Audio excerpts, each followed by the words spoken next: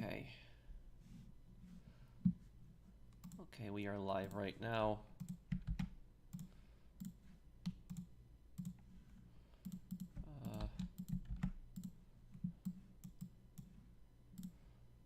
Okay.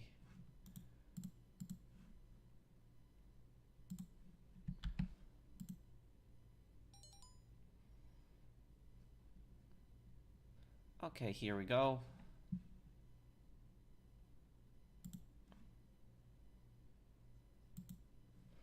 Okay, there we go.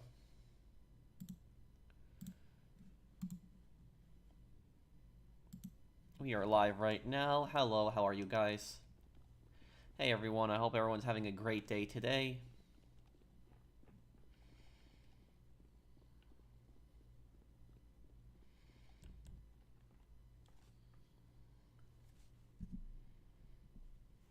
When does the DLC drop? Tuesday.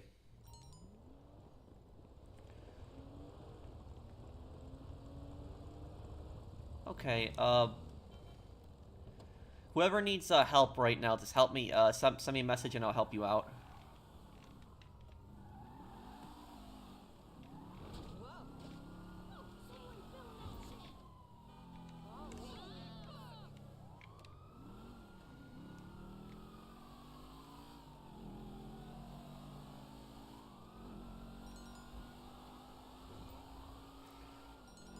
Okay, hello, Pro. Sorry, I missed 5 of your streams. You don't have to apologize, man. Watch whenever you want.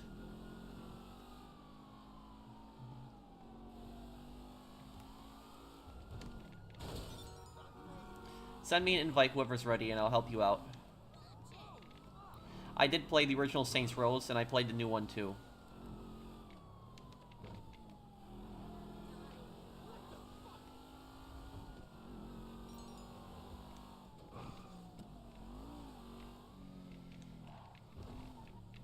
I hope the new DLC doesn't pay literally bottom dollar. Oh, man. Oh, man, too. Yep, that's a good one.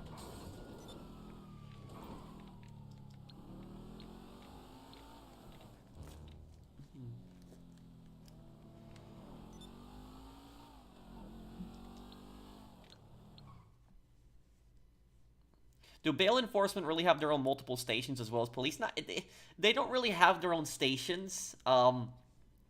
I guess they would have their own building, like, in a way. It's not really a station.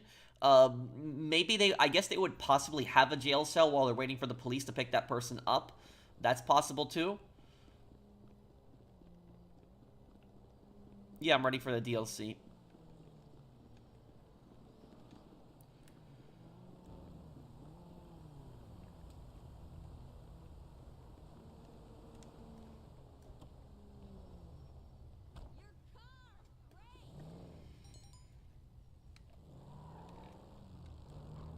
Any ideas for future lore videos? Yes. Right after this DLC finishes, I want to post a GTA 5 lore video that I've been working on for some time, but I had to put all my focus towards the new GTA Online update. But once that's done, I'll do the, I'll finish up that lore video that I've been working on.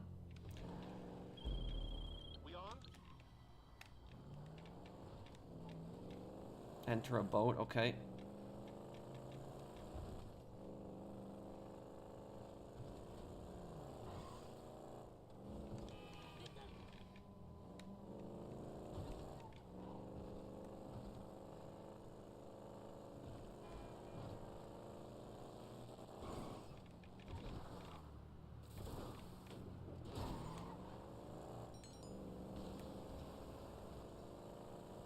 Hi, Pro. Love your videos. Keep up the good work. Thank you, Thomas. I appreciate that, man. Thank you for the super chat. My day's been good, Jimmy. How's your day been?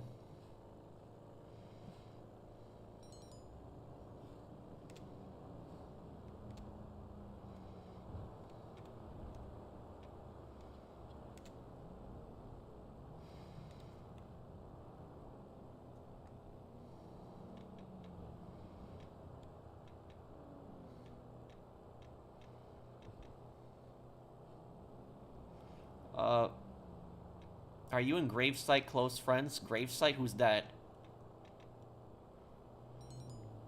Is that like a person that comes by my comment? I'm sorry, there's just like a lot of people that... Is that like a YouTuber or who is that? There's just a lot of people that you always come into my comment section, so it's just Hard for me to remember everyone's names, but... Okay. Let's get over these boats.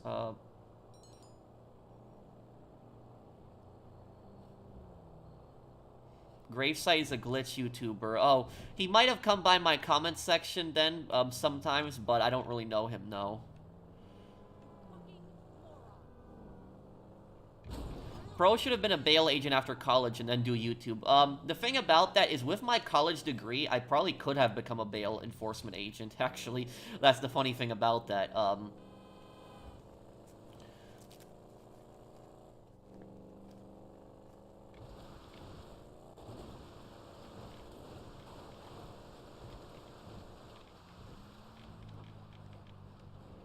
You know, bail enforcement agents, when you really think about it, they really are, they're mercenaries, really.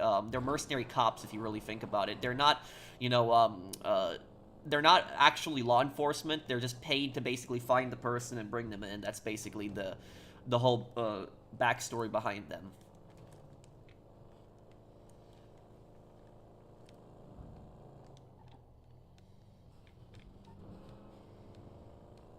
I did change the alarm battery, yes.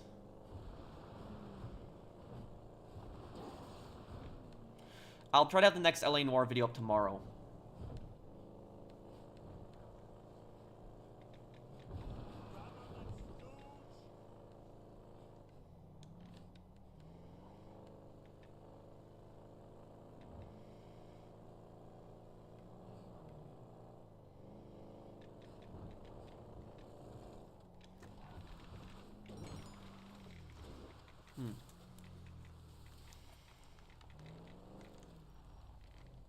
After this mission, can you see my stats page? Sure.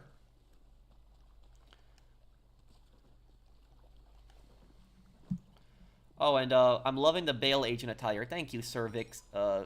Vitalix. If I'm reading your name correctly. Thank you. This is actually one of the hardest cell missions in the game, guys, this one. A lot of people actually don't know this cell mission because it's not that common. But this cell mission, actually, a lot of people can mess up on. Good evening, everyone. Really excited this DLC. I have a feeling it'll, I'm not really excited about this DLC. I have a feeling it'll disappoint. Yep. This DLC is not something big.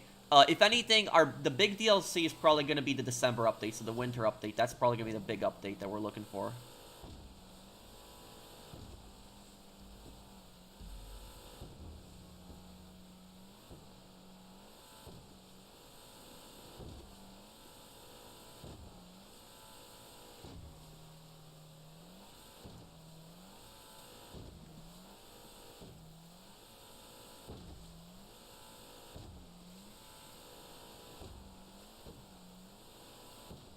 I think December, yes, December is it. December will be the final one.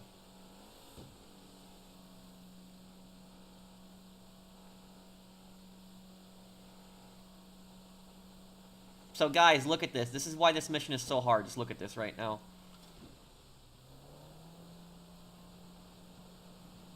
I'll look in a moment, Marcus. Just trying to get through this right now. Look, you gotta take the boat through here, and you have a timer to get the bonus to.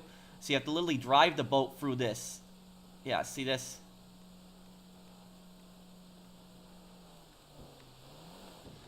And you see how easy it is to mess up this mission? Like, you could beach this boat easily.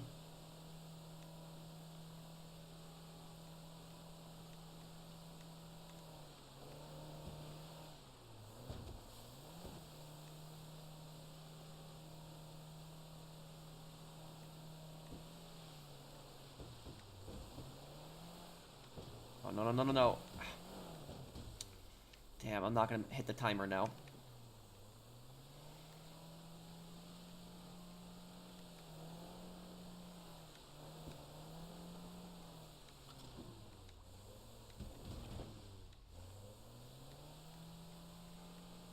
Favorite LA Noire, partner, the traffic guy. Bekowski, that's where we...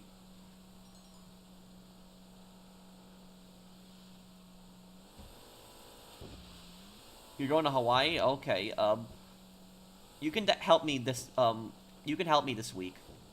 But the thing about this is, When a new update comes out, guys, I don't stream the new update on the first day.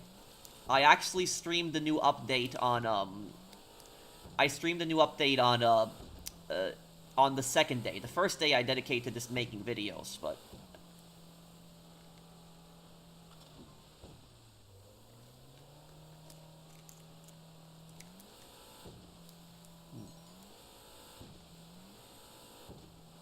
yeah, I mean, I guess she could get her own game one day.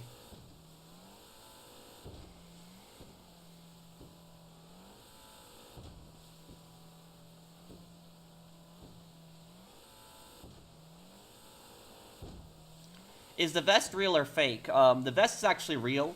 The letters here, just letters that I taped on.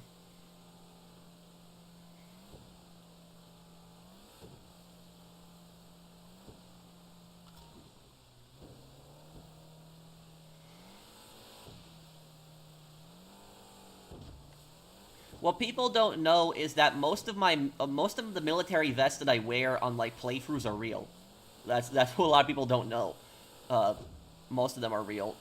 Some of the vests that I wear can even take plate carriers, body armor. This one can't. This is not a plate carrier. But a lot of the other ones I wore actually could take plates.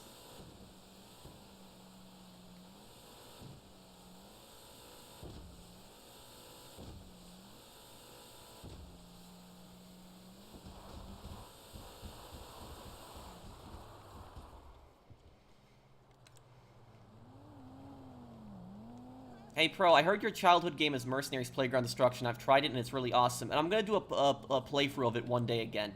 Go back to it.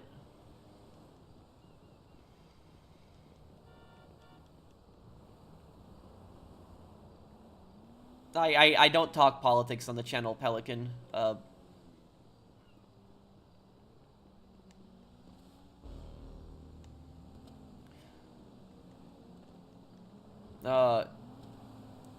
Hope you can talk to me when you can. I'm going on birthday vacation until July 10th, Midwest. Okay, just message me on PlayStation, Ant. When you want to chat and party, we can chat.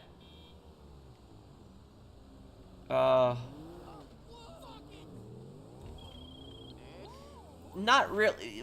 Here's the thing: is bail enforcement agents don't really have the authority to go after, criminals. Only specifically the criminals that they're looking for. So, they're gonna look for criminals, specifically their targets, the people that they're assigned to find. They're basically, here's the thing, the word bounty hunter isn't really used that much anymore, but basically that's what bail enforcement agents are. They're bounty hunters. They're basically people, they look for people who skip bail, and they bring the criminals back. Yeah, that's pretty much their background.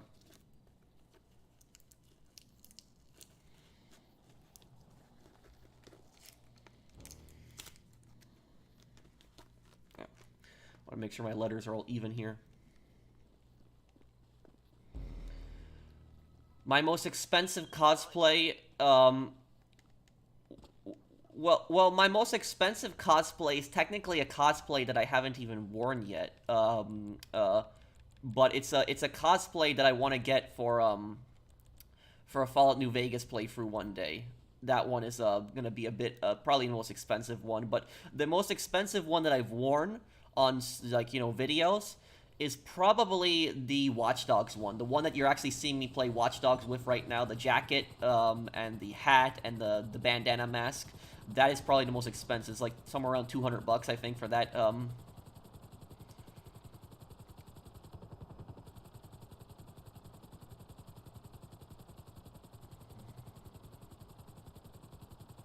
still a little angry after watching a video yesterday. We were angry about what?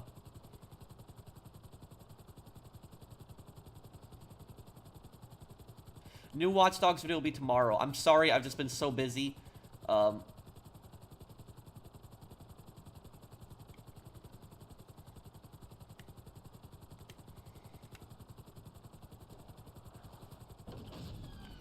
crap.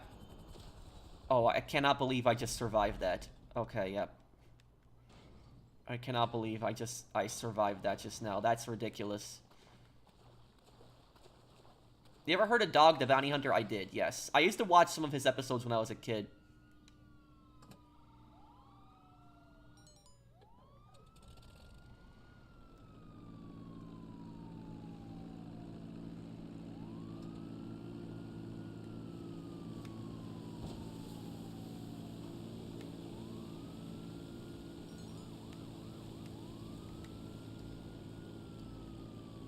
I don't remember his family too well. The one thing I will say, uh, the one thing I will say about Dog the Bounty Hunter is the thing that always made me cringe about his show is like whenever he captures like the criminals that he tries to like talk to them on like a moral level. He's like, you know, why you doing this and stuff like that. And the thing is, most of these criminals, they don't care. They don't care. So he can give them that moral speech. They really don't care. Most of them don't. So I always found that a bit cringy is how he tries to like talk to the criminals afterwards, like, you know, why are you doing this and stuff like that. It's like most of these guys are not gonna care. Do you think the upcoming DLC, this anticipated Cops and Crooks DLC, is the nightclub? The nightclub DLC turned out to be after hours, and the military DLC turned out to be gun running. Thank you, Mr. Sawkiller. Thank you for the super chat. What I will say, maybe, but the thing about this is, this DLC is not a cop DLC. Despite what people think this is the police DLC, and so many YouTubers saying, oh, this is the police update. This update is going to have some cop cars at it and some Vincent missions, but the theme of the update is bail enforcement. That's what it is. Bail enforcement is not law enforcement. They're not. People think that bail enforcement agents are cops. Bail enforcement agents are not cops. They're not police officers. They are basically bounty hunters. That is what a bail enforcement agent is. They exist in real life. There are videos on YouTube you can watch of like bail enforcement agents arresting people, but basically bail enforcement agents work for a bail bondsman. A bail bondsman is basically a guy who gives out loans to people going to trial, gives them loans for their bail, and they have to pay back like 15 to 20% interest. What happens is if the person skips bail, the bail bondsman sends the bail enforcement agents out to look for them.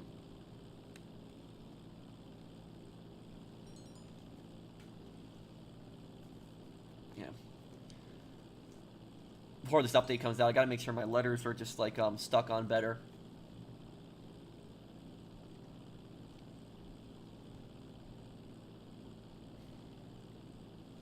Can you do a New York City accent? Well, I am from New York, but the thing is though is, you know one thing I was always generally surprised by.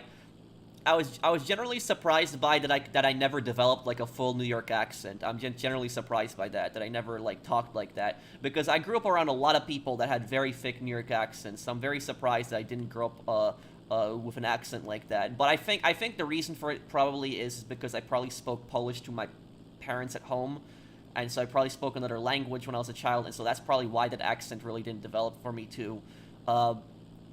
But I can very much do like the New York accent. Hey, how you doing? How you doing? Like that. Like I went to school with people who actually talked like that. I even went to school with like kids in middle school who talked like that. Hey, how you doing? Like literally, there was kids in middle school that talked like that. So this isn't just like an accent that like adults have. Like kids talk like that too.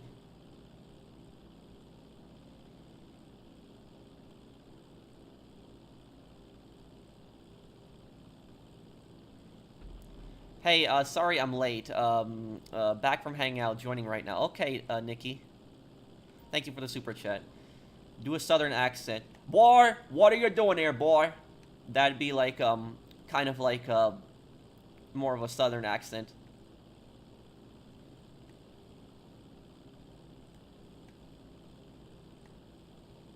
Yeah, you ever go to Poland? Last time I was in Poland was in 2010.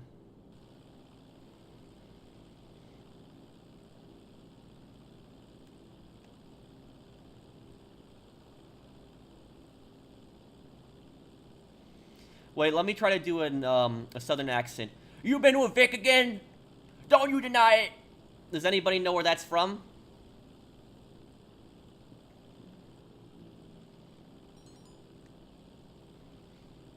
Okay, and let's drop down here. Yeah, I have to practice. I have to practice doing a southern accent. I think I could eventually do it. That it's from Vice City Stories. It says Marty. It's Marty when Marty accuses his wife of cheating on him. That's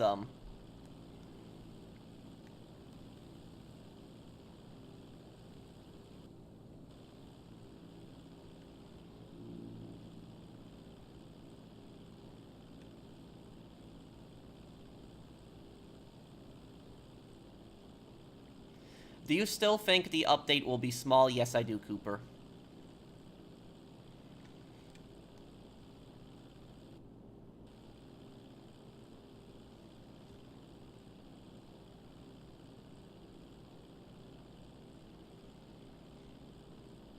Yeah, Marty is one of the worst human beings in the series. Oh, we lost 2 crates? What happened?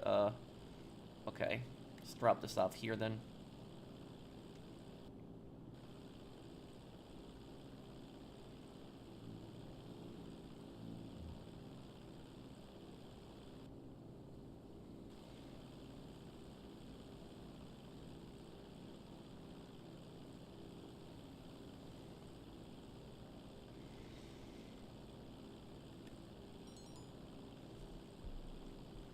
The thing is though is I was able to tell apart like a West Virginia accent. I could tell a West Virginia accent though because I can't really explain it. One of my friends is from West Virginia that I talked to on PlayStation, and so there was a guy that I was playing with on I was playing with this guy on DMZ on Call of Duty once, and I heard his accent, and I asked him like, "Hey, are you from West Virginia?"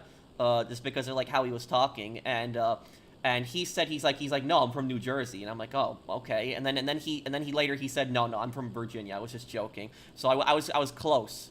I was close. It wasn't West Virginia. It was Virginia. This one guy I met online, but the accent was very similar.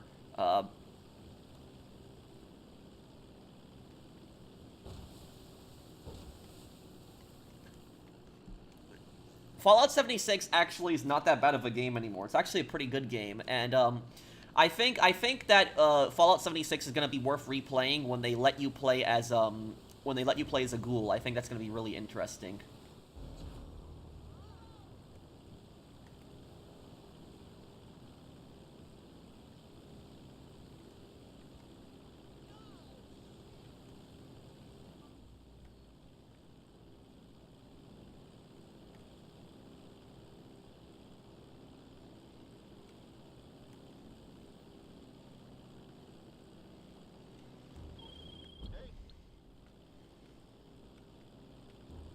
You know, I will say one thing is, I'll tell you guys something.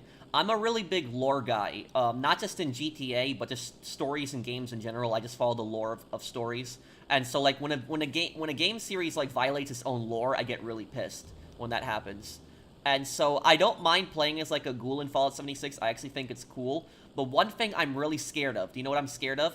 I'm scared of Fallout 76 breaking the lore in when it comes to ghouls in the new when you're able to play as a ghoul, because this is the first Fallout game where you're able to play as a ghoul in like the modern games. I say I know people are telling me there's like a PS2 Fallout game where you could play as a ghoul, but this will really be the first modern Fallout where you can play as a ghoul. But do you know what I'm worried about them specifically breaking with the lore? What I'm worried about them breaking is I'm worried about them breaking 2 things to lore.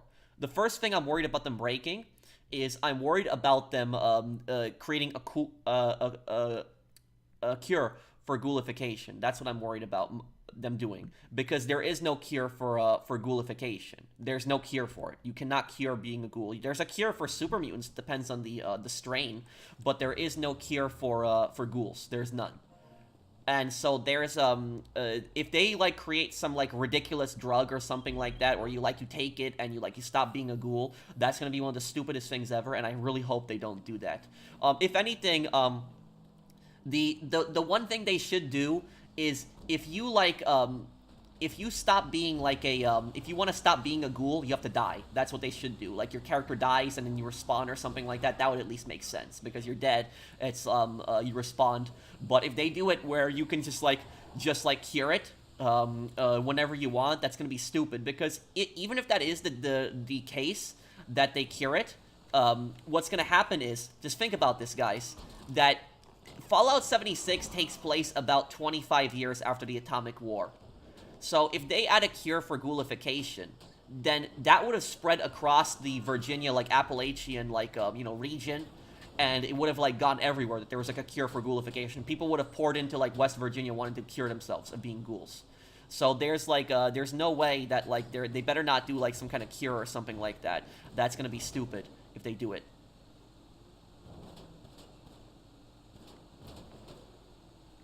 The second thing that I'm worried about them breaking the lore is feral ghouls. That's the one thing I'm worried about them breaking the lore with. Because here's the thing about feral ghouls, is feral ghouls don't attack sentient ghouls. And and Fallout 76 has more ghouls than any other Fallout game. Like, there are so many places where there's ghouls in Fallout 76. And so if you go into those areas, it's like, are you able to just, you know, walk in there without getting attacked? And what happens if people XP farm the ghouls? Like, people could do that. People could just, like, go into some area where there's, like, some feral ghouls and just keep killing them when they don't attack them and just use that to milk XP.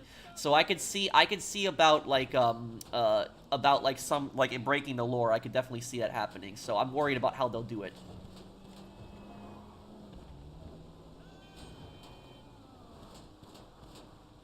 Pray for Pearl's mental health to blessing this. Thank you, Allies Nation.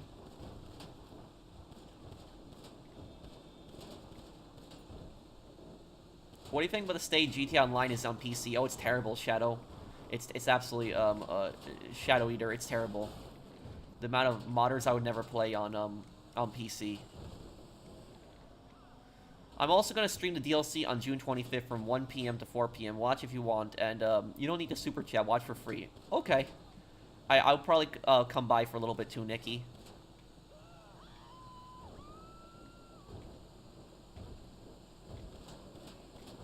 If you attack them, they attack back, I guess. I guess that's the thing.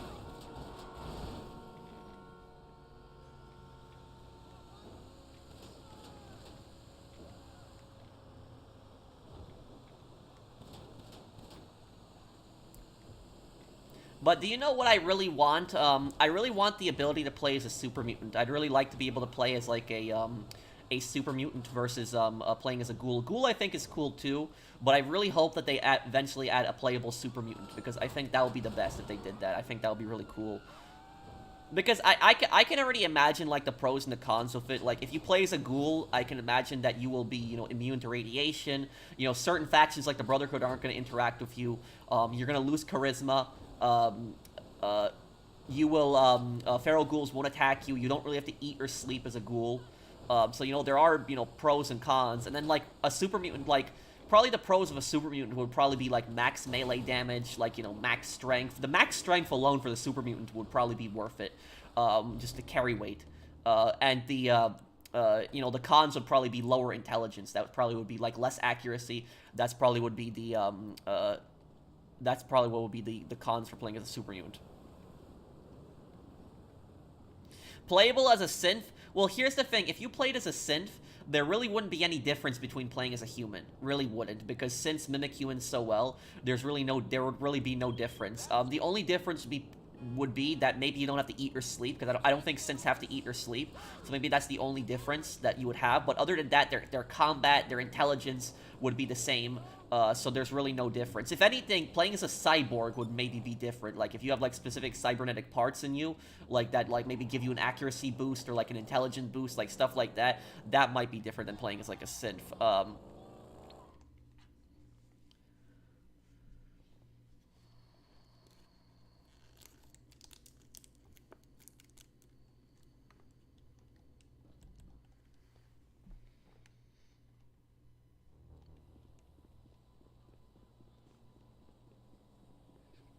Hey, Pro, do you set goals each year for YouTube? No. The reason I don't set goals for YouTube is because I don't want to pressure my audience. That's why I don't do stuff like that. So I used to have, like, sub goals, like, you know, years ago, but I got rid of that because I didn't want to, like, pressure people to subscribe. I only wanted people to, like, subscribe if they liked my content. Oh, stats page, please. Okay, let me show you my stats here. Global RP, You know, 322 million. Overall income, it is negative, but that's because there's a glitch. There's a glitch where if you get to 2 billion, 100 million something, there's like some integer glitch or something like that where it turns negative. But every time I get money now, it goes down. Overall expenses, 1,357,000. Total players killed, I've killed 15,000 people on GT Online. 15,000 players. And time spent in GT Online, 490 days. Okay, yeah, so I've spent over a year and a half of my life on GT Online. So, yeah. You're not excused.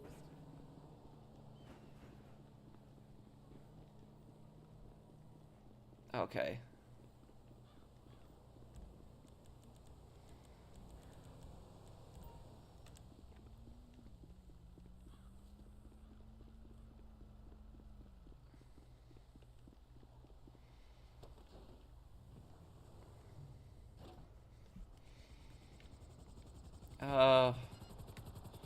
Okay, let's get over to the helicopters here.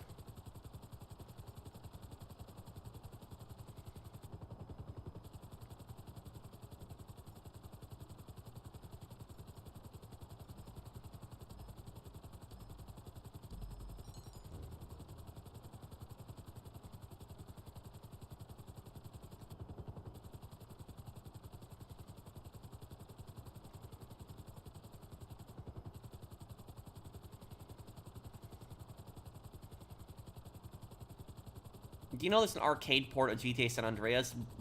What do you mean arcade port? You mean like you go to an arcade and you play in a machine? Thank you, General's Alert.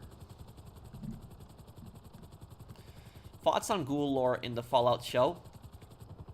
Yeah, in the Fallout show?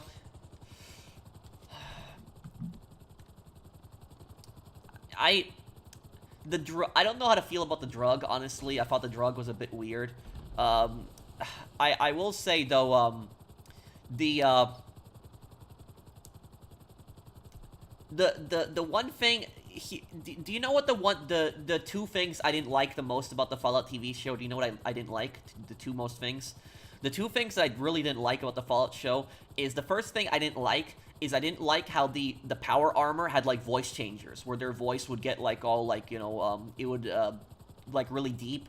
Like, it sounded like kind of like Darth Vader, like when they were talking, like on the voice changer, like that. Like, I didn't like that, because the power armor never really had that. Like, power armor voice would be like a little bit different, like it would amplify your voice a little bit, but you would still generally hear what the person sounds like. But I guess they kind of needed that for the story, because Maximus was hiding who he was, so I kind of understand why they needed that for the story. But the other thing that I really didn't like about the Fallout show is I didn't like how whenever they talked about the nuclear war, or the war that was coming up, the Sino-American War, they never said China. Have you noticed that? That in the Fallout TV show, they never said China. In the Fallout games, they mention China a lot. So in the games themselves, they always mention China. But in the TV show, they did not mention China one time in the TV show. Instead, they just kept saying Reds, Reds. So they would just say Reds every time. They wouldn't say the Chinese. And a lot of people speculate that the reason they did that was so that Amazon would not get in trouble in China, because they would get censored in China. And so that's the one thing I didn't like, that I felt like that was censorship, and I really didn't like that. And I hope that in Season 2, if they ever go to flashbacks about the war, they talk about China, because China was the main antagonist during the war. It's like, it's who the U.S. fought in the nuclear war, so in the Fallout series. I mean, the U.S. wasn't necessarily the good guys either in that conflict, too, but China definitely wasn't the good guys in the Great War, too. So, like, I didn't like that they just kept saying Reds instead of the Chinese in the Fallout show. I felt like they were doing that for censorship, so that the show wouldn't get banned in China.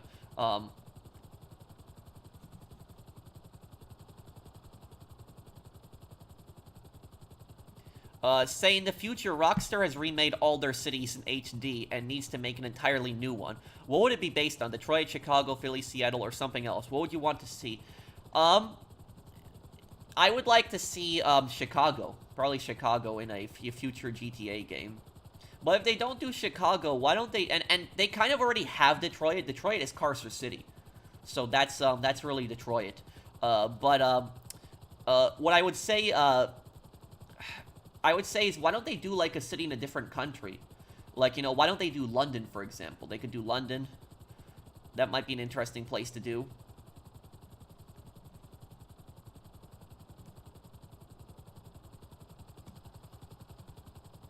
Thank you, Commander Proton.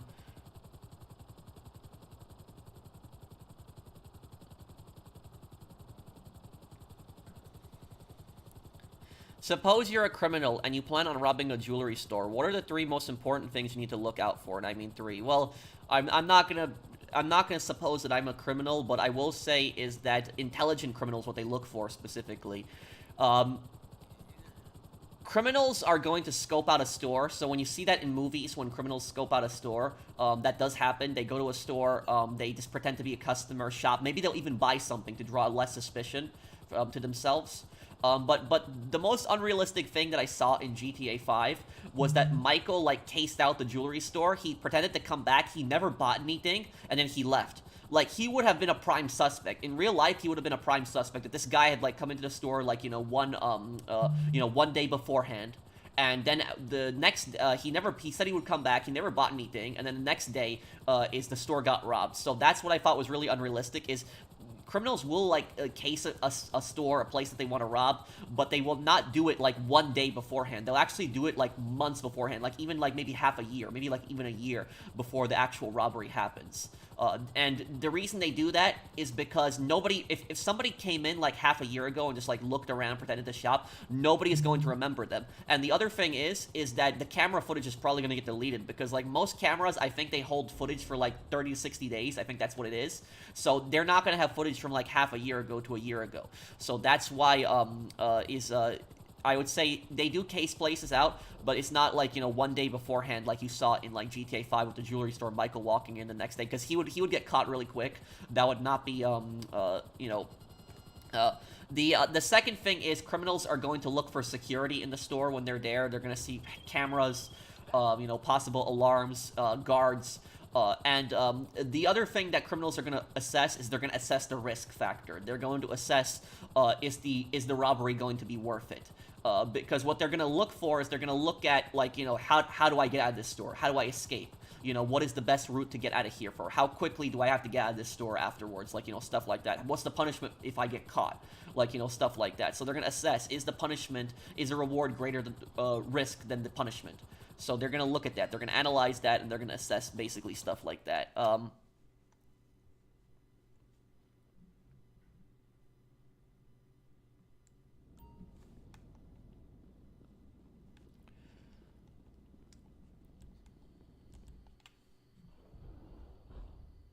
Oh, thank you, Dan Red. Thank you for sponsoring my channel. Thanks, man. Wouldn't it be better for Michael or Franklin to take down the security guard in that heist? Well, they did. They used the gas, and the security guard is basically knocked out. I don't like that medicine that they're taking, Mr. Nowhere in the show.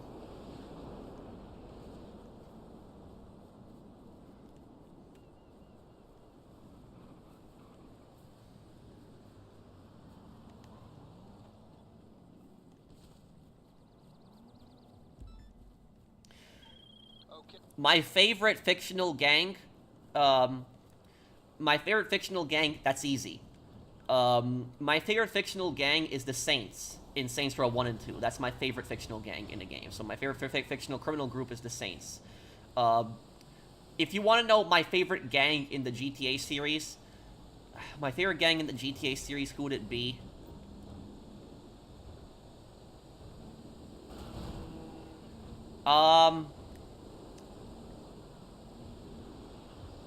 In the 3D universe, it probably would be the Vercetti gang. In the Vercetti gang, or maybe like Vic Vance's, the Vance brothers gang too, in Vice City Stories. So probably the Vance brother gang. The second, in the HD universe, my favorite gang in the HD universe, I would say the Lost. Yeah, probably the Lost.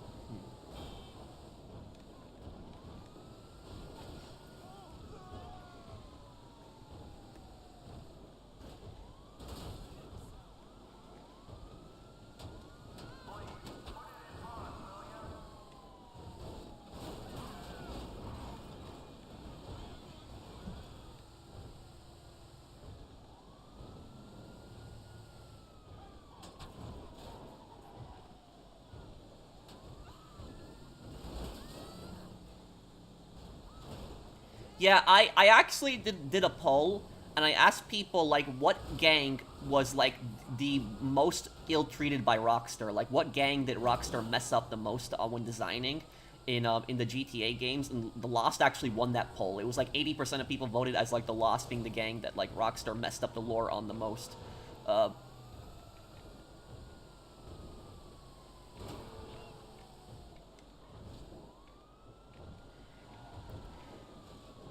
my favorite Italian dish, I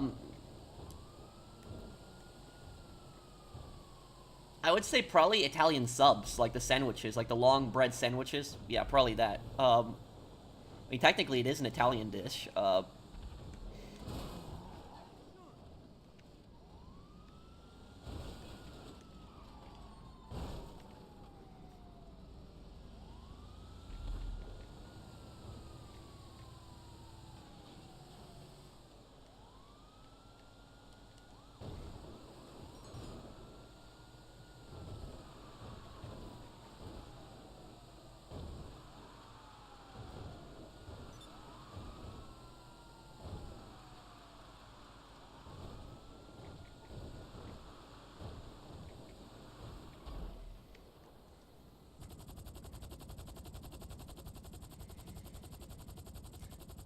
Did you know that in the story mode, if you chose Kareem Dens during the FIB raid, he gives you an ambulance only if you pick him during jewelry? Yeah, because his skills increase, Nikki. When I went on my PS5 at 10 to download the new DLC, it was downloading, but I came off my PS5, went back later, it stopped, missed a chance to get the DLC early. Well, it's just, don't worry about it, Zombie, because all it does is just preload the DLC. So that when the day comes, you can just play it right away. That's it.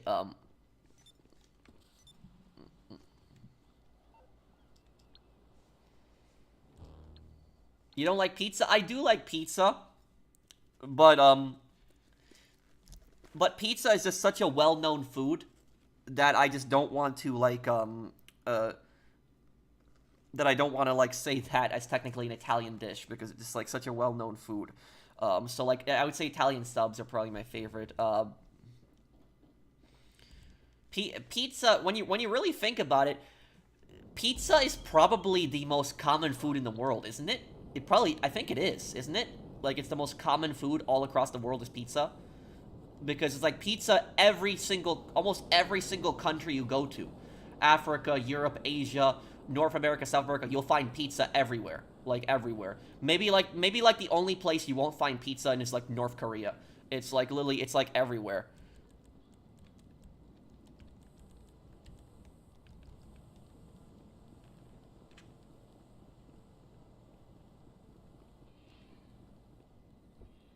I'm assuming this is somebody's personal car because I don't, yeah, I've never seen this car spawn before in free mode, so this is somebody's car. No, pizza is definitely more common than hamburgers. The reason for that is because there's a lot of countries with vegetarian eaters, and so because of that is hamburgers aren't going to be as common. Like in South Asia, for example, a lot of people are vegetarians in South Asia, millions of people. So pizza is still going to be a more common food as long as the pizza doesn't have meat on it. It's still going to be the most common food.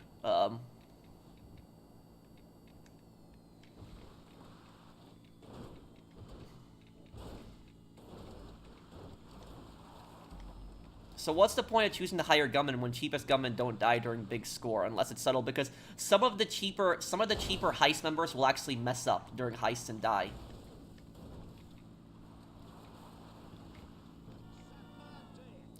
Thank you, Nikki. I don't think that Donald Love is the nasty guy, but I could look more into that. I would want to see Tommy Vercetti's gang go against the Leonis, the gang war. Who would win? If Tommy went to war with the Leonis in the 80s, I guess they might have a chance. If they went against the Leonis in the 90s, they probably would lose. But if they went against the Leonis in the early 2000s, they would win.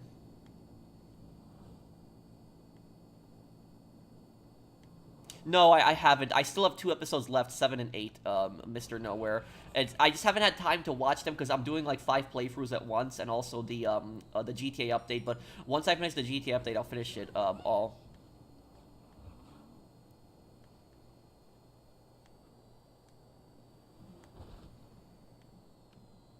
Oh, you made a comment, Mark?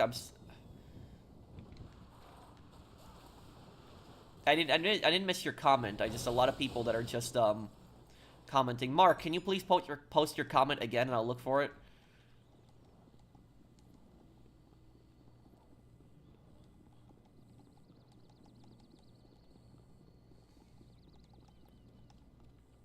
Oh, that's your car, Nikki. Oh, okay. Thank you for the super chat.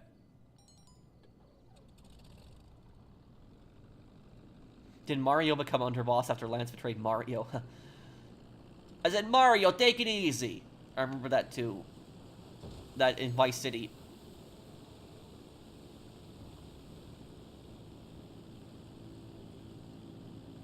Leonis would win with their shotguns, huh? Yes, Christopher, I will eventually make it. I'm just busy with just so many projects right now, but I do plan on making it this year. Sometime this year, I just don't know exactly when, Christopher. But just be patient with me. There's a lot of other lore projects that are coming up, though.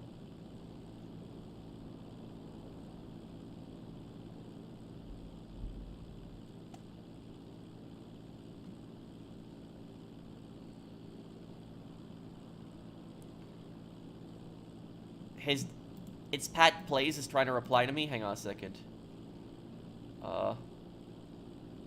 Hey, professionals, Prime X25. Do you remember me? I don't know if I do. It's Pat Plays. There's just so many people that are just there's just so many people that are just messaging me. And I have so many people I've talked to. But the you know that crazy that AI thing is like is like crazy. There's like this new AI thing on YouTube that like tells you what your chat is mostly asking you about, and it says that my chat is mostly asking me about Vercetti and Vice City.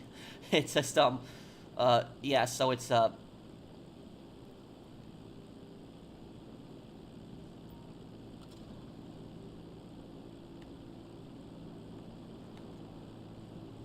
yeah, yeah, I would say the Railroad is the worst faction in Fallout 4. I would definitely agree with that. They're even worse. They're even, the Institute are evil, but the Institute aren't stupid, where the Railroad is stupid. That's what I would say about them.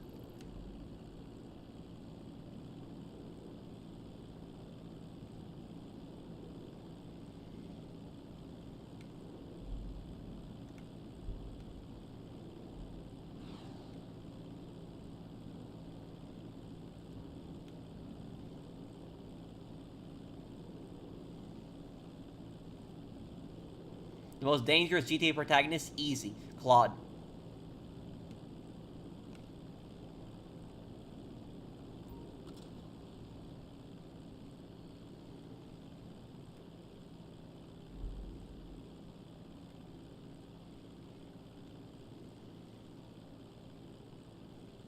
Can you do the two New York accents? Hey, how you doing? Or, hey, Ditch, what am I doing today? My first video game ever? I don't know. Maybe Mega Man Legends on the PS1?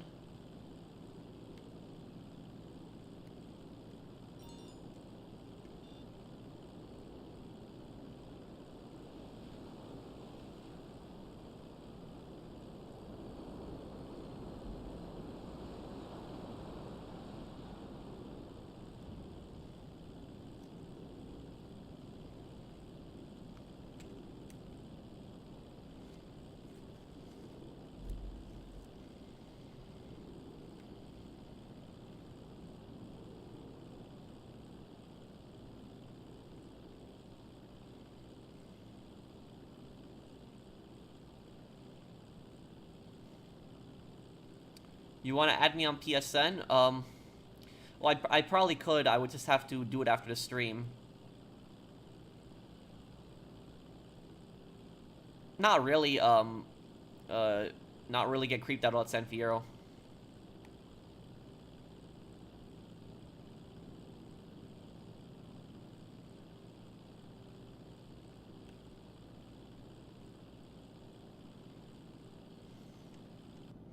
Yeah, I know, it's like that big metallic thing that they had around their neck, Gunner.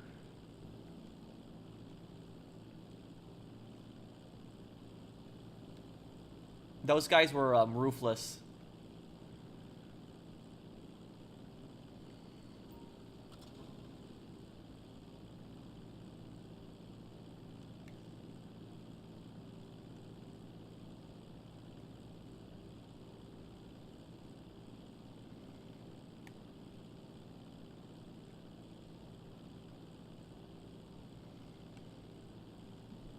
How does your hair grow so quickly?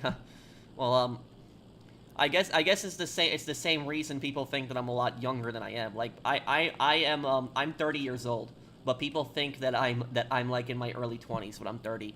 But basically, you know what my trick is? My trick to my youth is don't smoke and drink. That's it. I don't smoke and I don't drink. I have maybe a glass of red wine like once a month, but that's it. It's no smoking, no drinking, nothing for me. Not even a beer. Um,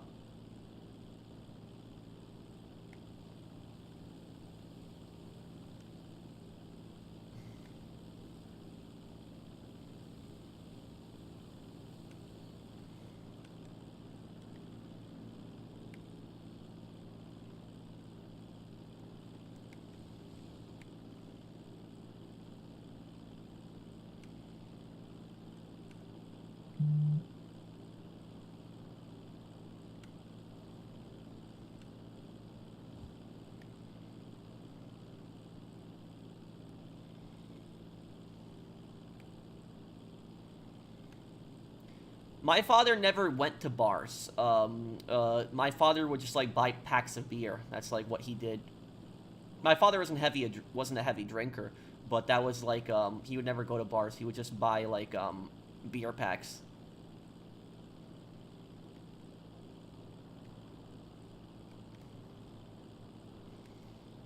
You know that I got carded for that though. When my father when he was actually visiting me here in the Midwest, he was staying with me for like a week. He bought himself like a pack of beers, like I think it was like six or nine cans. I don't remember exactly. And why is the game audio muted? Game audio isn't muted because it's a little low. And what happened was he was the one paying for it. And even though he was the one paying for it, I was there with him. They wanted to card me. They're like, we need to see his ID too. And I'm like, why? And they're like, you appear to be underage. I'm like, okay. And I showed them my ID, and they just looked at it and they're like, okay, you're good. But it's like, do I really look like I'm under 21? But that was like, it wasn't even for me. I don't even drink beer, but it was just, they carded me for that.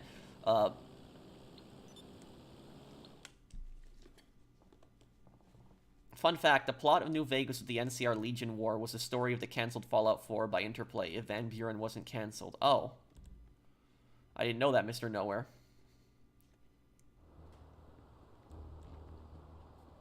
Do you think the big score heist was very unreal? In real life, they probably would have never gotten away with that. That was in the big score. Yeah, they probably would have never gotten away with that, Nikki. And do you know what they would have never gotten away with? If they did the armored truck, you know, things. If they did not find a way to wipe the cameras, they would have never gotten away with that. There's too many witnesses, there's too many people that saw them, and also that armored truck driver, they would have killed him in real life. There's no way that they would have let that guy live. No way. Like those, if there was like robbers that were pulling off some like $100 million heist in real life, there's no way that they would let that guy live. There would be no witnesses.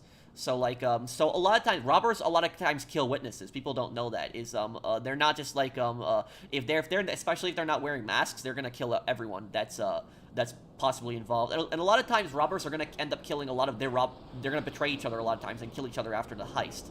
That's what happened with the Lufthansa heist. That like mafia heist with the airport. Like they all started just betraying each other after the heist.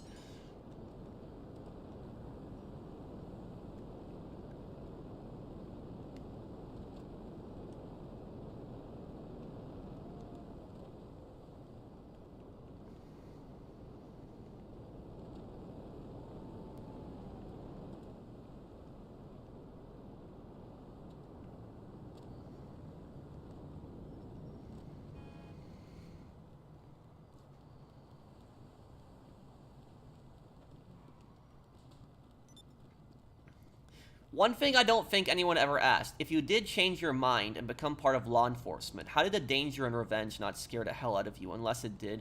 Well, I would have to be lying if I said that the danger, did not scare me, because, like, anybody who says that, like, dangerous situations don't scare them is a liar. Like, I don't believe that. They're either insane or they're a liar.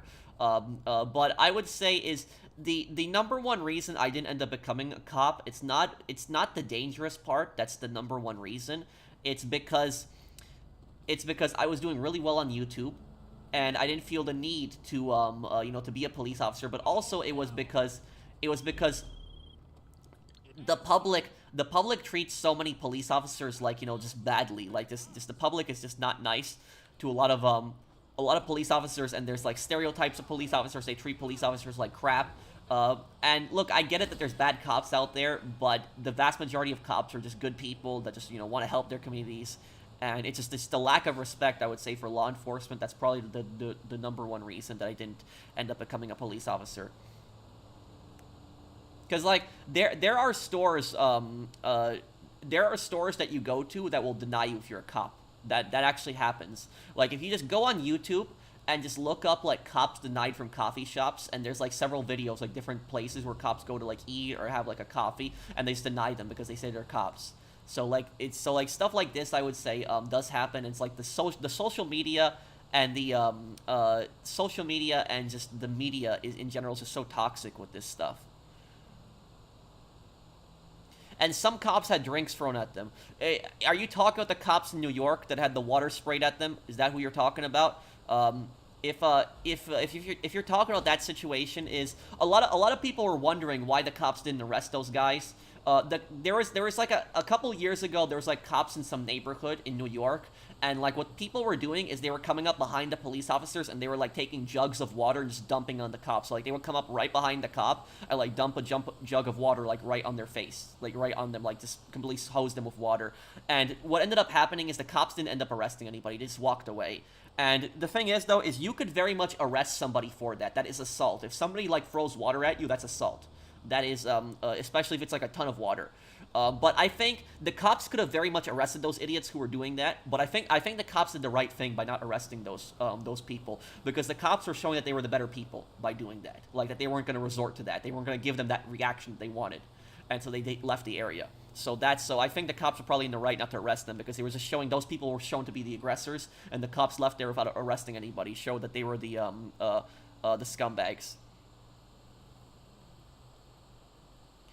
If Merryweather can't operate in San Andreas, how can they operate in San Andreas? Yeah, that's one of the biggest lore violations in GTA Online. You're completely right, Nikki. Thank you for the super chat.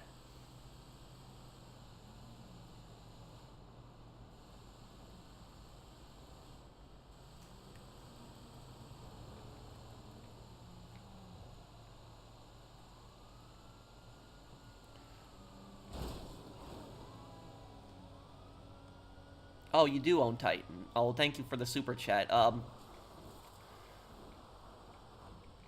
But I will look, and here's what I'll ultimately say about this, guys, is like, there are bad cops out there. There's racist, evil cops. I'm not denying that doesn't happen. It does happen. There are bad cops out there that do horrible things. But like, the bad cops, they should be arrested, fired, depending on what they did. They shouldn't be in law enforcement, but the vast majority of cops are not like that. They're decent people, and it's just that the media tries to, like, make every single cop to look like there's some racist, evil murderer, and that's just not true.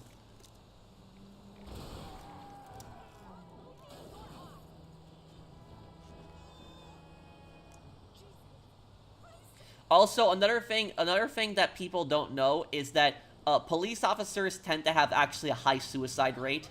And not just that, police officers actually have one of the highest divorce rates in America. I think if you look up all the jobs with, like, the highest divorce rates, I think police officers are, like, in the top 10. And the police officer that actually has the highest divorce rate are detectives. Detectives are the ones who have the highest police divorce rate. So if you ever hear, like, the stereotype that there's, like, a detective who has been in just multiple divorces, that did come from somewhere. It's because the police, detectives have just such high divorce rates. And if you're wondering why do detectives have such high divorce rates, the reason for that is primarily because detectives are just never home. That's primarily for it, because a detective's schedule is just all over the place. Like, it's just everywhere. It's not like a street cop that, like, works a specific shift. A detective shows up when there's a crime to investigate. That's basically it. So, like, a detective could get called at, like, imagine like being at, like, home at like 3 o'clock in the morning, like with your wife, and then you just get called, like, woken up in bed and just told you got to go over, there's a murder that happened, you got to go over and investigate it right now. Like, imagine something like that happens. So, like, that's precisely the reason that detectives have just such high divorce rates, because of that. And it's also the same for female cops also, not just male cops. Female cops also have high divorce rates because of this too. So it's just so, the spouse basically gets angry that they're constantly walking out, they don't ever have time for them, and because of that, they divorce them. So that's it. But also, we didn't even talk about the mental health aspect of it. You know, in the next Ace Attorney part that I'm playing, we finally found out who the Phantom was, and the Phantom is like a psychopath. And even though the case is fictional, it's not real, and Ace Attorney isn't the most realistic game ever, also when it comes to law enforcement, the fact of the matter is that police officers have to deal with like really horrible people on like a daily basis, and especially detectives. Imagine sitting inside like a room with like a psychopath or like the worst kind of sociopath, like somebody who has no emotions whatsoever, like no empathy, and they're proud of what they did, and they just brag to you about the horrible things they did, and they're just laughing at you. Like, there are evil people like that, and imagine being like a police officer interacting with those people. It's gonna take a toll on your mental health. Like, just interacting with those psychopaths is going to literally destroy your mental health. And so that's another thing that people don't think about, is that police officers have to deal with the most evil people on a daily basis. Dude, cops are horrible people. No, corrupt cops and racist cops are horrible people, not cops. The vast majority of cops are decent people.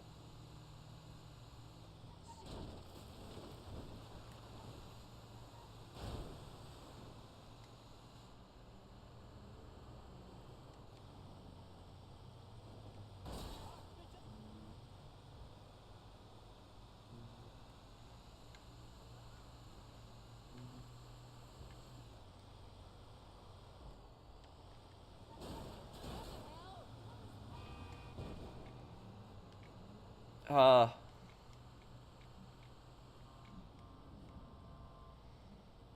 Let me see here. I remember there was an anti-cop guy that changed his mind when he did those shoot, don't shoot training situations. Yep.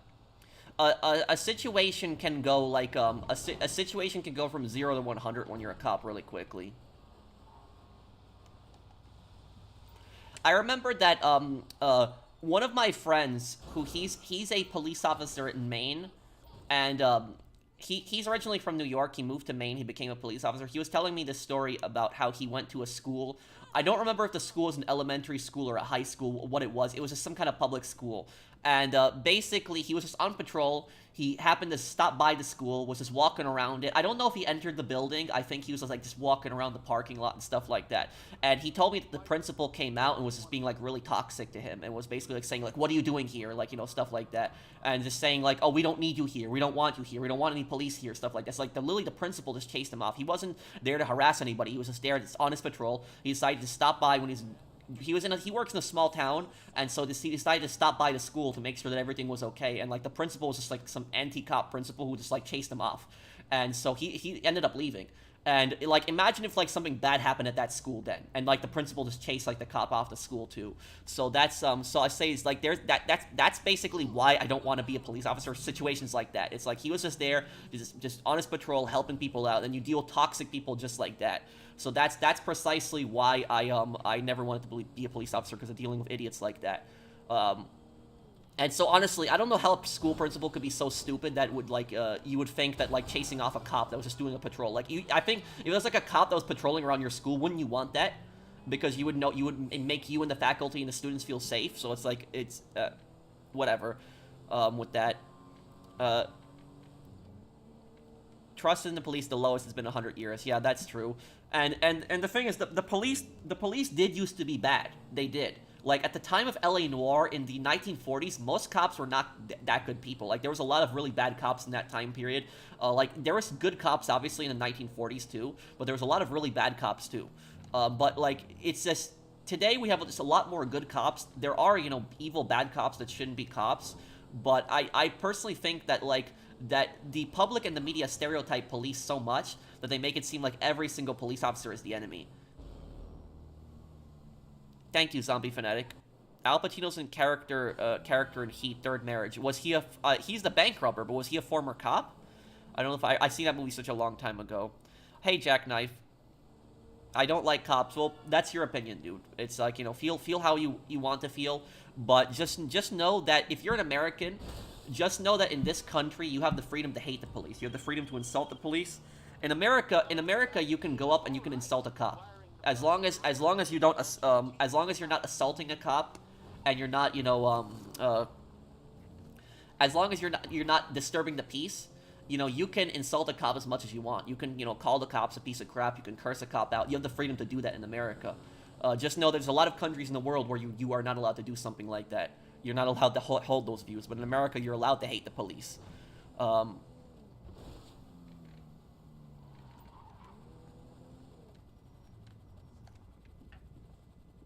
Okay.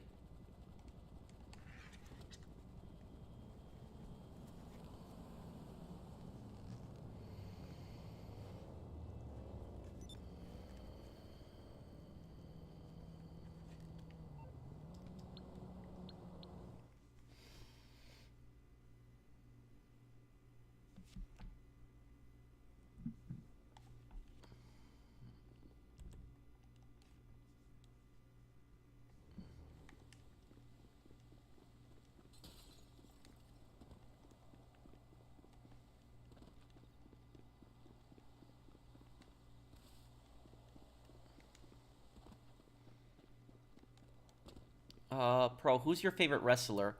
Um, uh, my favorite wrestler. When I was a kid, probably I would say Rey Mysterio.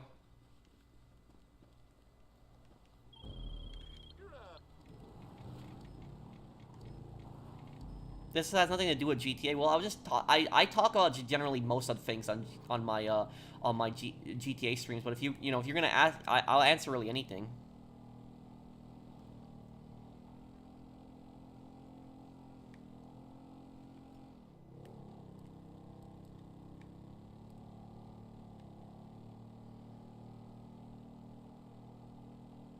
I say something, the Egyptian police will arrest me and torture me and my family. You know something I'll tell you about that noise is I was actually one of my teachers who was actually a detective. He actually told us that he worked with Egyptian cops before. Now, the Egyptian cops that he worked with, they actually were not in. He wasn't in Egypt. The Egyptian cops were actually in America, and so they were doing some kind of exercise, some kind of training. I don't remember exactly what he said, but basically, when he was explaining to the Egyptian cops how he told us a story. He was saying they were explaining to the Egyptian cops how interrogations work in America, and the Egyptian cops said to him like, "Oh, you let them go if you're not, you know, detaining them." Like that's like or something like that. They said you let them go if they're not detained, and he said, yeah, if we don't have a reason to hold them, we can't hold them. And then he said that the Egyptian cops said, oh, in our country we hold them until they admit to it. That's basically what they said. And so it's like, no, you can't do something like that. So the point that I'm getting at is that there are a lot of places in the world where the police are really bad, like really, really bad, really brutal. There are so many countries out there where the police are 100 times worse than the American police. I'm not exaggerating when I say that. There are countries where the police are 100 times worse than the American police. But yet people think the American police are like this most evil, like, one of the most evil groups in like modern day history today. It's not true.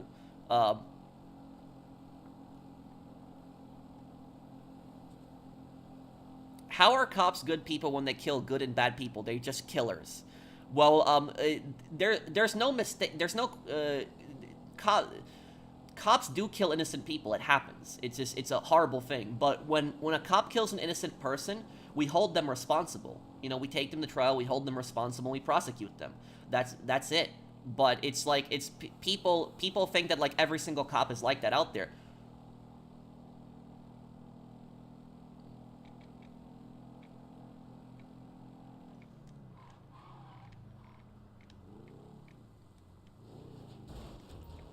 25 years as law enforcement, I never killed one person. How can you judge my character? And I'm sorry that you go through that, all that jazz.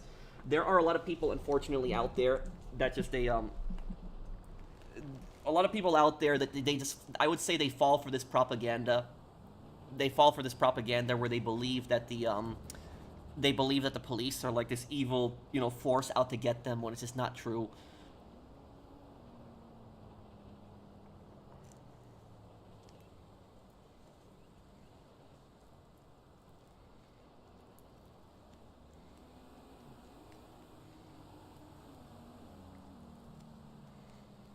And I will tell you something about when I say about law enforcement is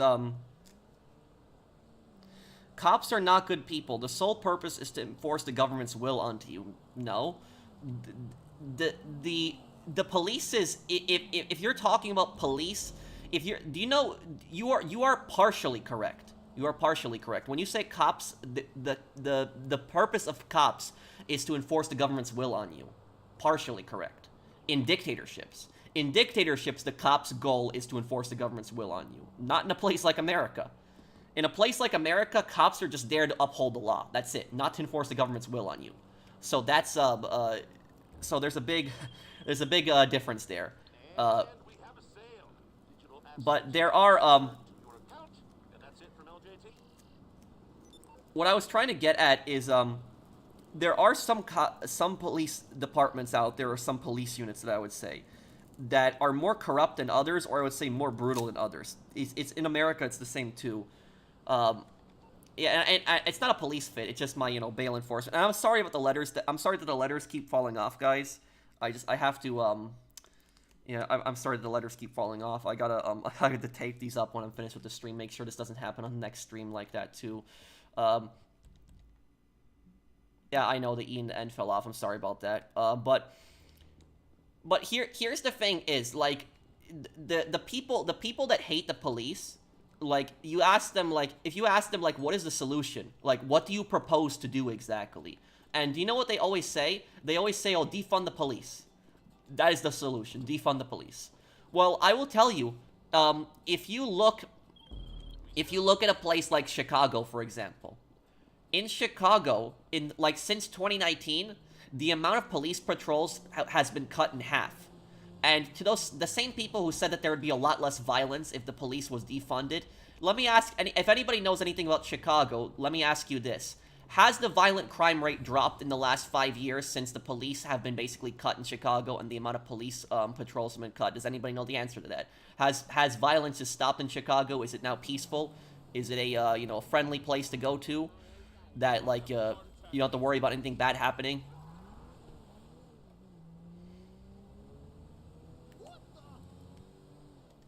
And the thing about this is, when the police get defunded and the police don't have the resources to catch these criminals, the same people who blame the police again. Oh, the police are not doing enough. Well, it's like you just defunded them and you told them that they can't patrol areas. There are, like, places where the police are told that they can't patrol.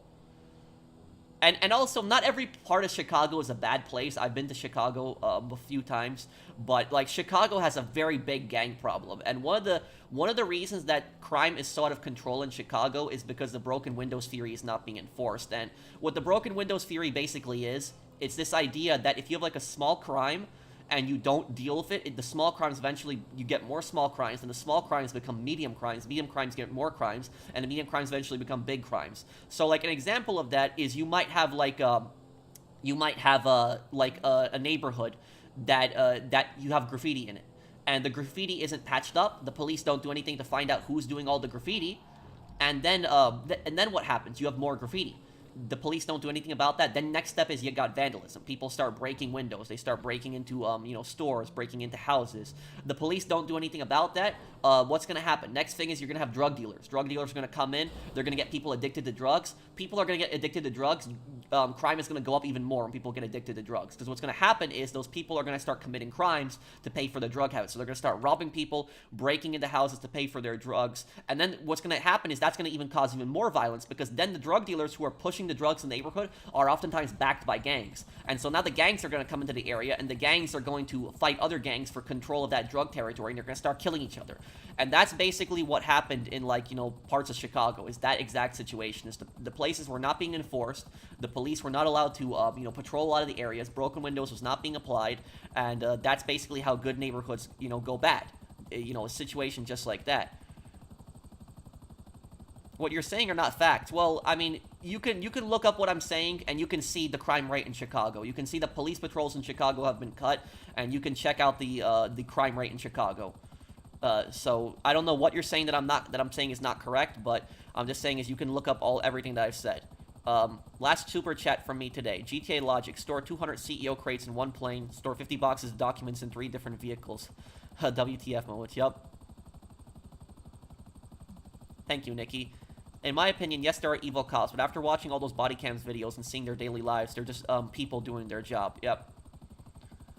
And here's the thing is there was I saw a body cam video that happened recently. In the body cam video that I saw, I don't know where it happened, but basically there was like a woman who was like going to like a Bitcoin machine, and she was like getting scammed by like this guy who said he was from the IRS, and that he was gonna like, you know, he was gonna come and arrest her unless she gave him like Bitcoin and all this other, you know, crap. And this old woman was just going to the machine, and the people at the store actually called the police because they realized what happened, and the woman wasn't listening to the people at the store. And when the cop got to the store, he knew exactly what's happening. Now, what the cop did is kind of controversial. He ripped the phone from the woman's hand. Like, he took the phone by force from the woman's hand, which technically you're not allowed to do that. You can't, like, you know, the police officer can't really take a phone from somebody's hand.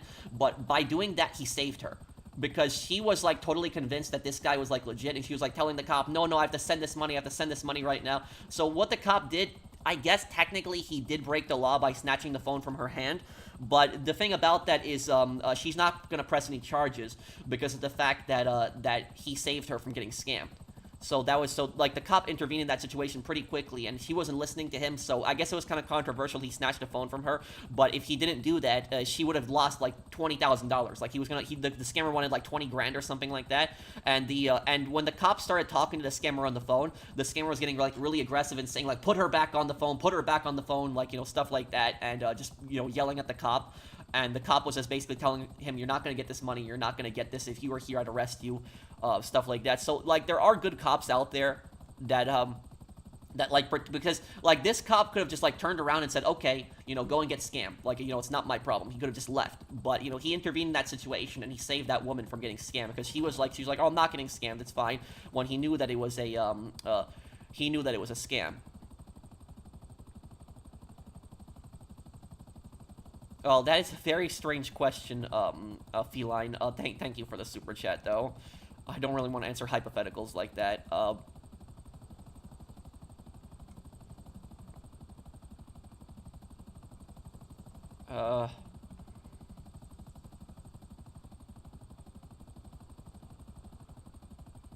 Well, wherever you have, like, a lack of, like, police funding, is you're just gonna have more corruption, too.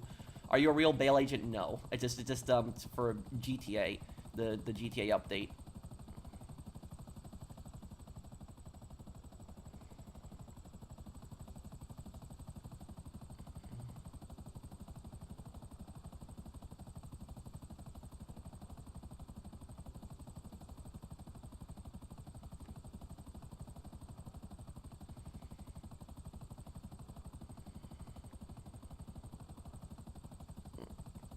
Yeah, I get a bit pissed off when I get the wrong answer, though, in LA Noire. Thank you, Bunny, for the super chat. I do land sourcing, Zombie. But no, I'm not a, bail enforcement agent, guys. It's a costume for just the GTA update.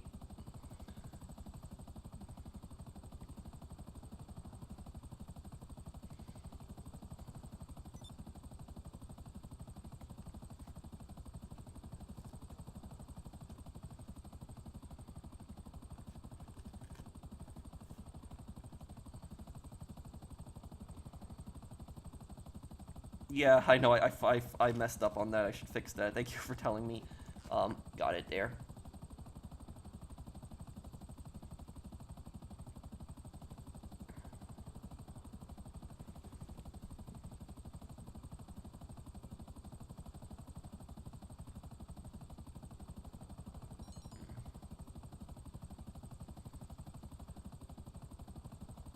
Thank you, Void, for the, super chat. And thank you, Zach. Reg, look, what I will tell you is that if somebody, if there is a cop that's racist and, you know, murders somebody, I think that the cop should be given the strictest punishment, thrown in prison, you know, never let out. If you kill somebody, you know, you should never get out of prison. That's just the way I see it. It should be life in prison or the death penalty. You know, I supported that cop getting life in prison, that situation that happened, you know, 4 years ago. I don't really want to discuss that because it's just such a bad situation, but I supported that cop, you know, getting, getting sent to prison. So, you know, when there's bad cops out there, is, you know, for all these people in prison. You know, they should be sent to prison and, you know, given the full punishment, the full punishment under the law. But, like, you know, not every cop is out there to, you know, to do harm and just to go after people for no reason.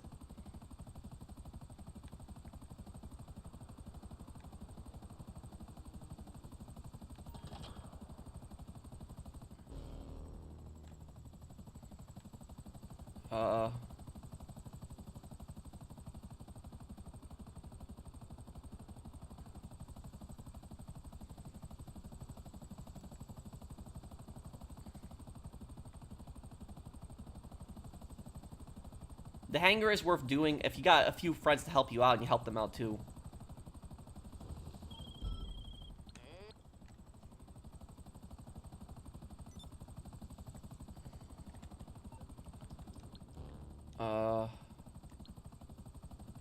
Who else needs help with something here?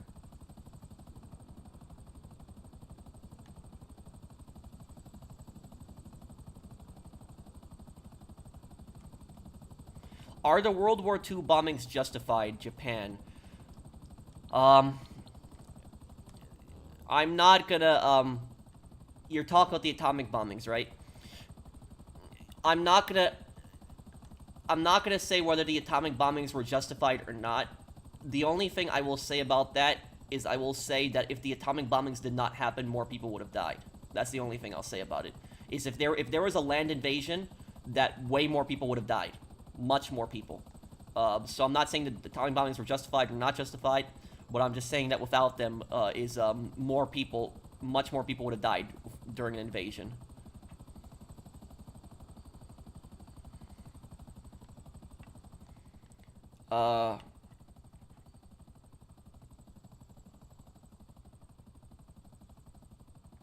Would I prefer Max Payne 3 or Red Dead Redemption 1 gunplay? Max Payne 3.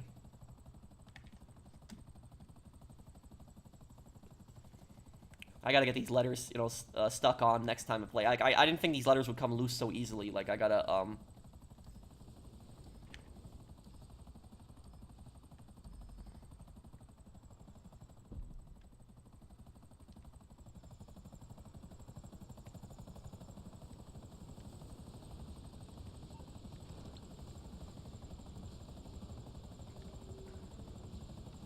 Do you understand what I mean, Reg, now? Who do you think is the Phantom and Ace Attorney? I've already completed the case. I just haven't uploaded it yet.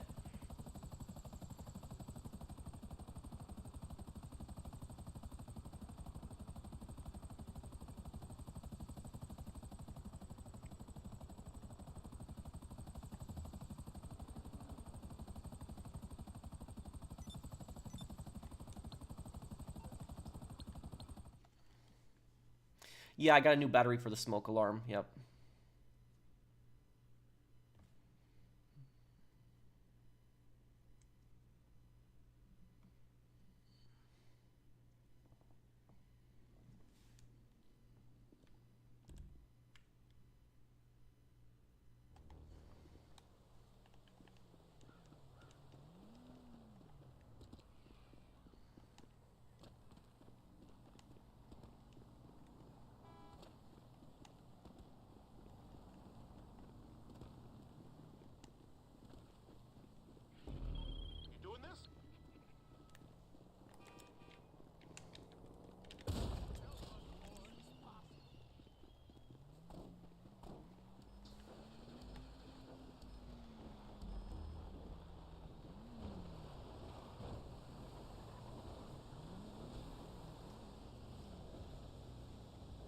Oh yeah, I would agree with that, Warwick.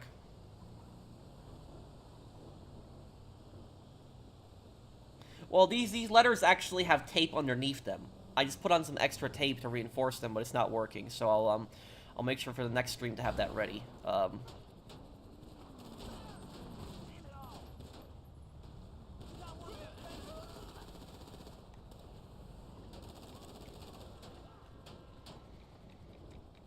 Reg? I guess Reg left then.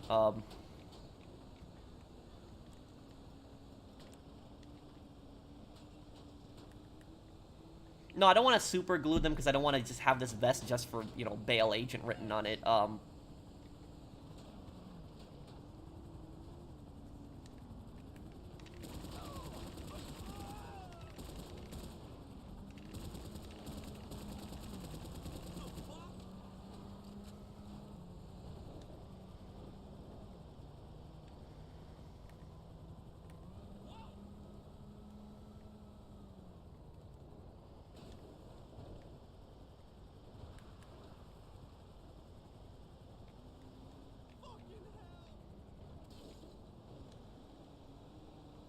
Fabric, glue it, washes off, huh?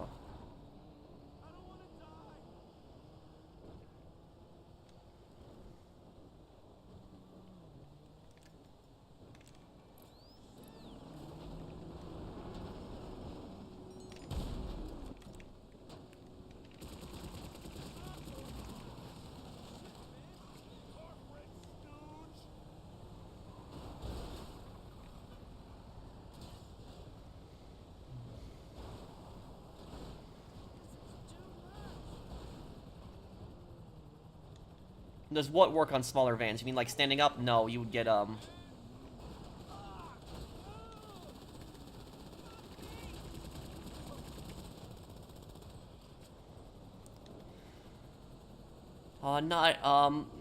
at the moment that I can think of. Oh, wait, I do know that, caro is, car and also cheap cheap in Spanish. That's another word that I learned recently.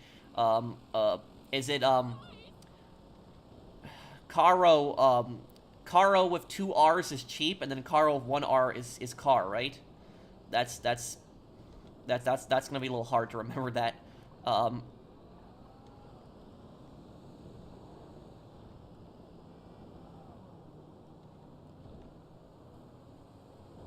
The other way? Oh, flipped it. Okay. The opposite. Okay. Caro is expensive. Okay. And car is car with 1 R. Okay. Wait, no, car of 2 R's is car. Okay, I'm sorry. I'm just losing my track of thought right now. And then I also learned disculpe, which disculpe means excuse me. I learned that word recently too. I've been studying Spanish every day, trying to learn another language, and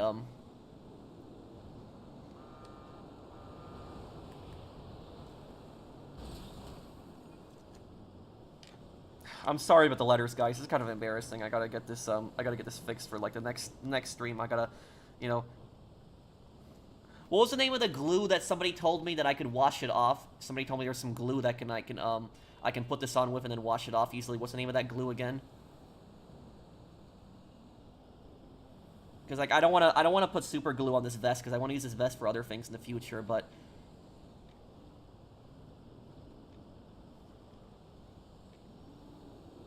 Fabric glue, and I can wash that off in the washing machine. In the washing machine, I can wash that off.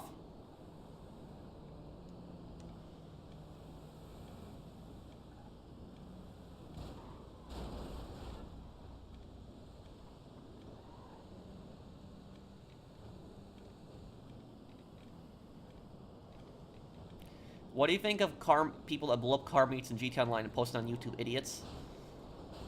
It's like a car meet is just peaceful. It's nobody harassing anybody. They do something like that.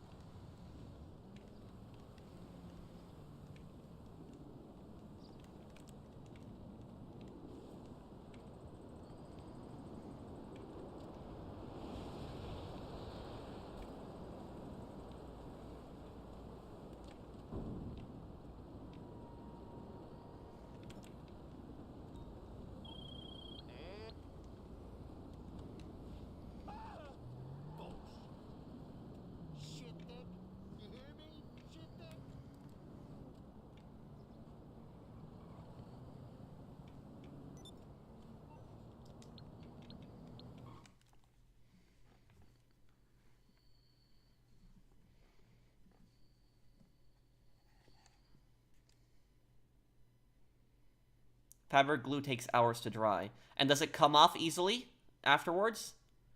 Did you know Stalin had a fear of flying? A lot of dictators do. Kim Jong-un has a fear of flying as well. Kim Jong-un only rides in trains.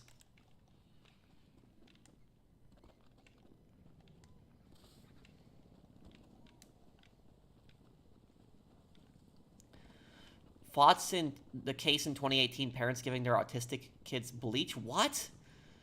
Is that real?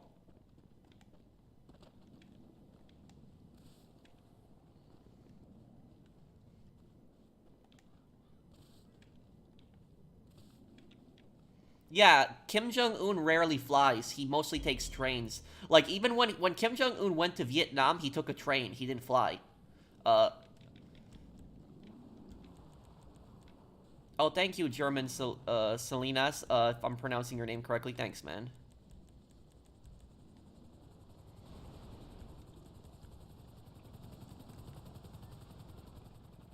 Uh...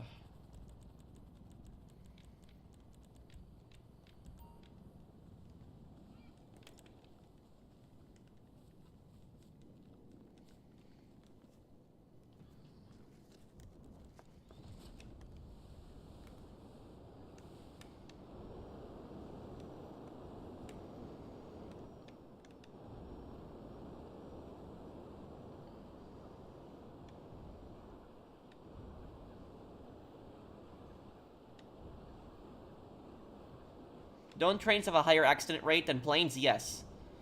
But Kim Jong-un is still more afraid of planes.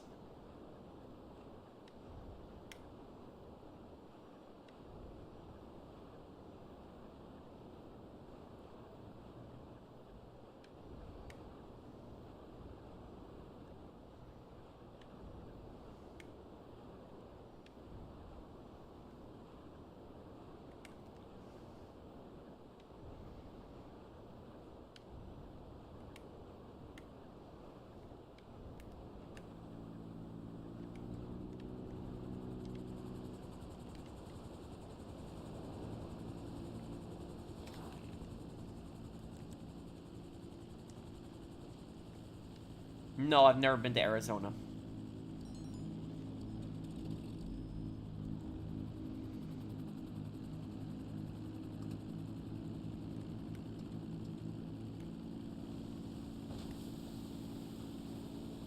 Would I rather live in the capital wasteland or the Commonwealth capital wasteland? Don't have to deal with stuff like the Institute. Are jetpacks real in real life? To a degree.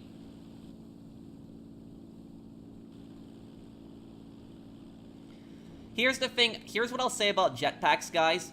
The military will never use jetpacks for soldiers. They never will. Do you know why? Like a lot of futuristic games, you see soldiers flying around in jetpacks. The military is never going to use that. The reason for that is because do you know how expensive it is to make a jetpack? Like just for one soldier. Now imagine equipping thousands of soldiers with that. How expensive it is. Second thing is it's gonna make you a big target. Like people think that jetpacks are gonna make you safe, but see somebody just flying around like that, they're gonna be exposed right away. You're gonna see them in the air and just take shots at them. So it's like the military is never gonna use jetpacks. Like people think that their soldiers are gonna fly around in jetpacks in the future. It's not gonna happen because it's just too expensive and it makes you too much of a target.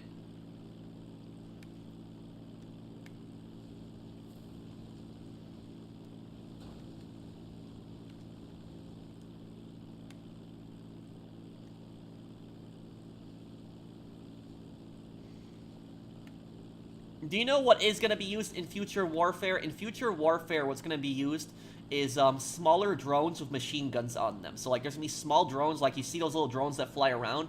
They're probably going to have machine gun turrets on them. That's probably going to be used in the future. But not like soldiers flying around in jetpacks. But yeah, I can't imagine how scary that would be to have, like, a small drone shooting at you like that. That would be terrifying.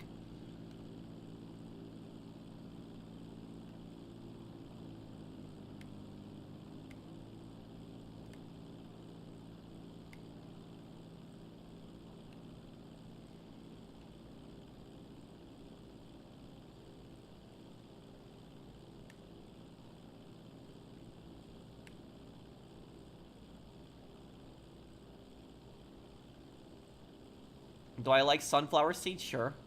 Weird question, but yeah.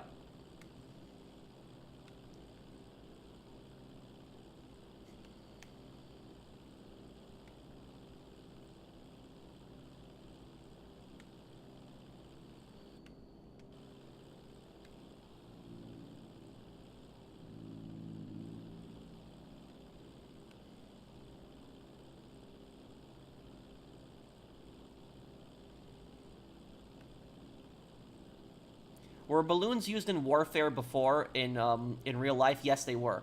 Um, does anybody here's a question for you guys here. This is a history question, and I want to see if anybody knows the answer to this question. What was the last modern country, or I would say the last country in history in the 20th century? What was the last country in the 20th century to use balloons as a form of warfare on a grand scale? Does anybody know? I'll give a hint. It was in World War II. Do you know what country used balloons for warfare?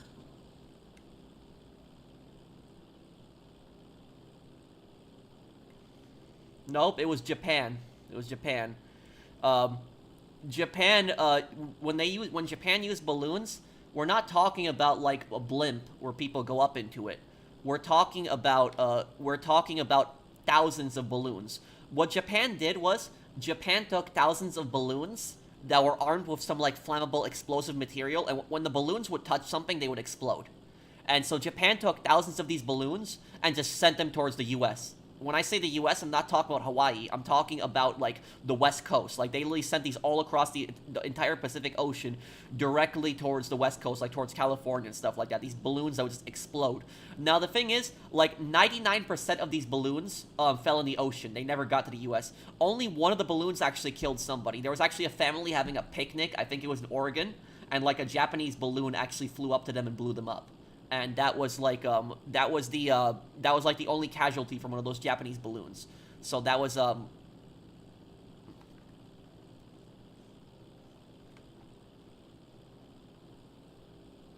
But yeah, look them up.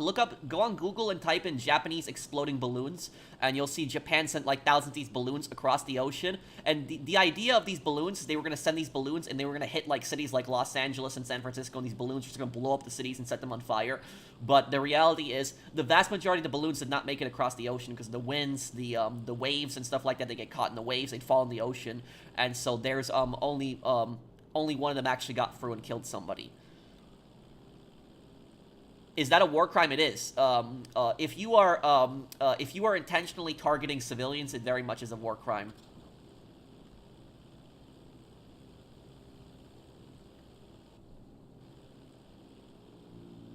But just go look it up on Google, Japanese explosive balloons, and you'll see what I'm talking about.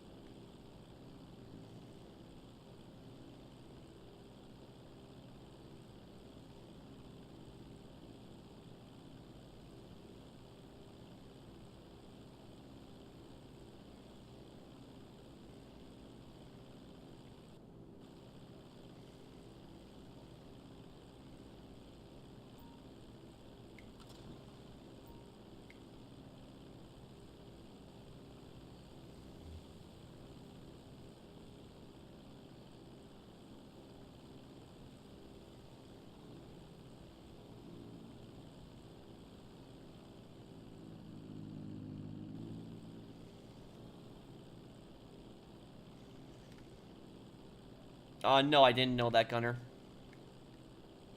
Would another country be able to invade the US? No, never. Here's what I will tell you something. If the US abolished its military, other countries still would not be able to invade the US.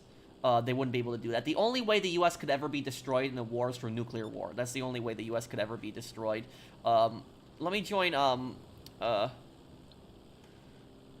well, it was the war. It was a war going on, Brandon. So you can't really do that during the war. But I don't know if the family ever got any compensation afterwards.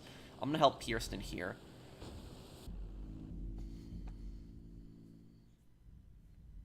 Uh,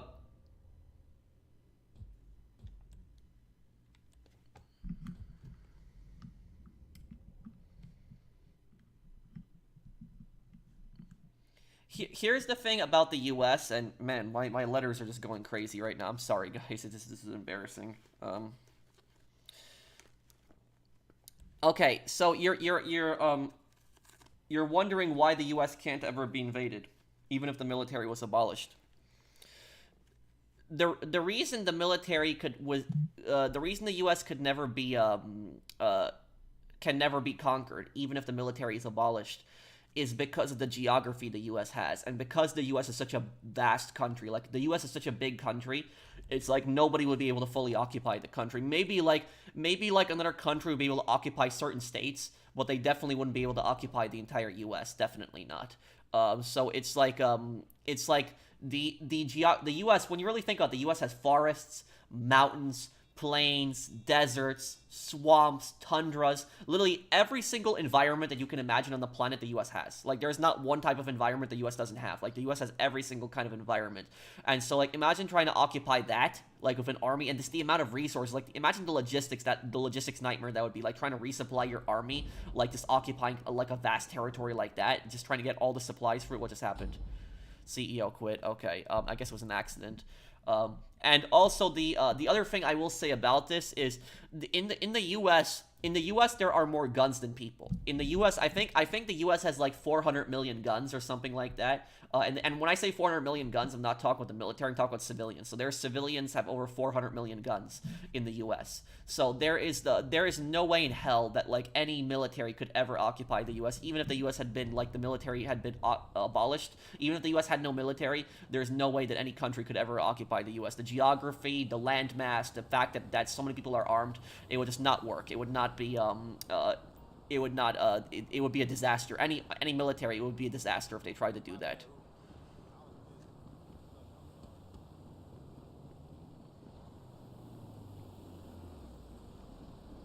What do you think the U.S. should have done when the Soviets fell? You mean this when the Soviet Union collapsed? I think that we should have helped Russia rebuild. When the the biggest mistake the U.S. made is that the U.S. didn't know how to end the Cold War. That's what I say. Is the U.S. ended up winning the Cold War, but they didn't know what to do after the Cold War was over. What the U.S. should have done is the U.S. should have released aid packages for Russia. Like aid packages, like giving them like hundreds of millions of dollars to rebuild their countries. Normally I don't like sending so much money to like other countries, but like right when Russia had collapsed, the Russian economy was in absolute distress. Like, you know, it was the 1990s and the Russian mafia took power. There were so many, corrupt people that had stolen so much resources from Russia at the time. And they had, that's basically why Russia has so many billionaires. And what ended up happening is you had so much corruption in Russia, and then you had, like, all these people come to power, and now you have the current Russian government that you have today, which is, you know, a dictatorship and is hostile towards the U.S. So I would say if the U.S. had actually helped Russia rebuild after the Cold War, Russia could have actually become a flourishing republic if the U.S. had actually helped them rebuild. Like, it could have actually been a very free country today. But because we didn't help them rebuild, extremists ended up taking power in Russia, and now Russia is this, dictatorship that it is today, and it's hostile towards the U.S. also. So that's basically what I'll say about that, is that after the Cold War, the U.S. should have helped Russia rebuild, because that was a big, very big mistake they made.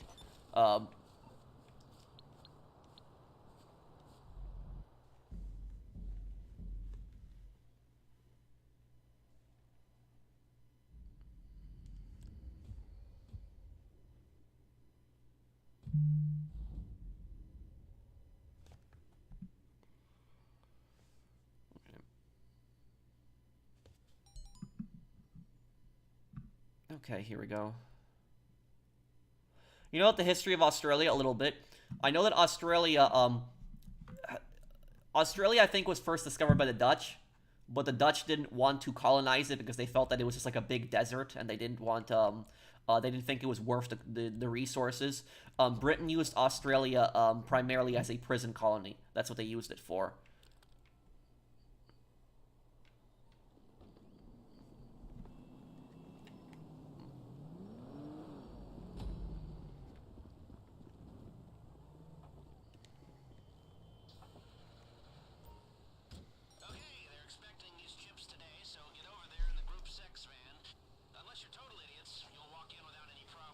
How corrupt are the CIA? The CIA are one of the most, the CIA are one of the worst parts of the U.S. government.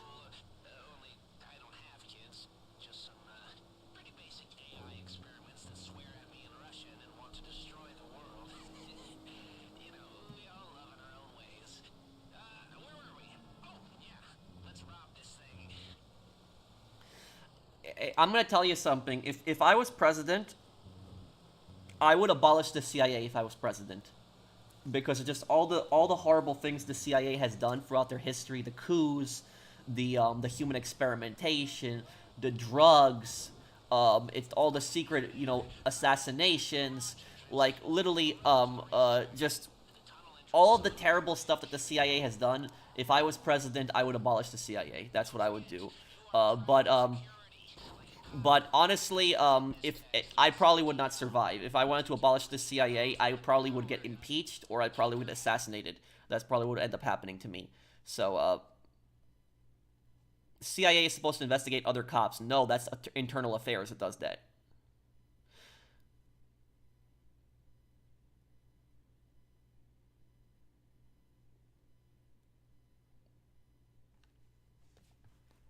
How devastating would a second civil war be to the U.S.? Horrible, Fernando. Absolutely horrible. It would probably it the thing is, if there was a second civil war, the main people that would be fighting that civil war would be National Guardsmen. Those are the people. So like the National Guardsmen would become every like new country's army. So if like the U.S. was broken up into several countries, the National Guardsmen would be the guys who would be the army for every the new countries.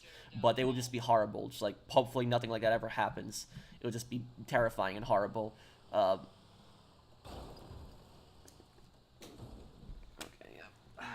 gotta get glue for this stuff, because I didn't think this stuff was gonna come off so easily. I thought this stuff was gonna stick on, so sorry about this. It's so embarrassing.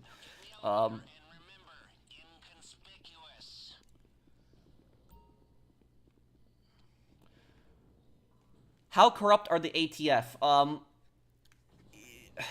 I would say the ATF is pretty corrupt too. ATF, I would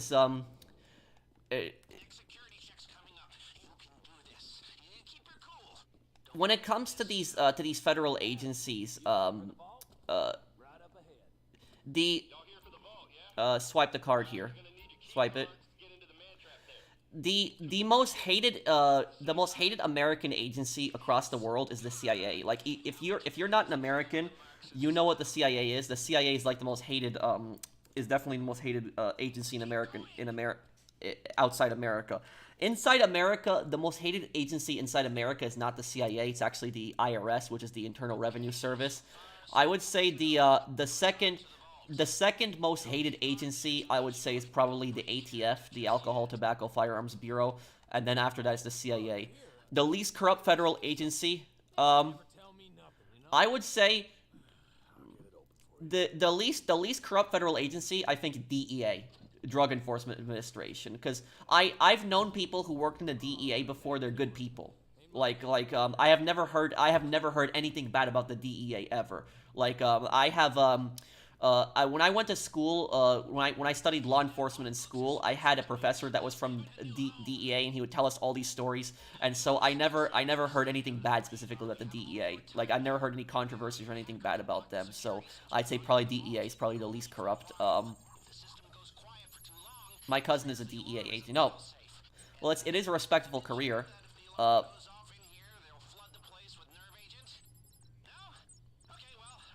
DEA agents are pretty honest guys for the most part. They just want to get drugs off the streets. They're not. It was the CIA who basically worked with the drug cartels mostly. It was the CIA who did that stuff. Oh, we don't have. Okay, this here. Okay.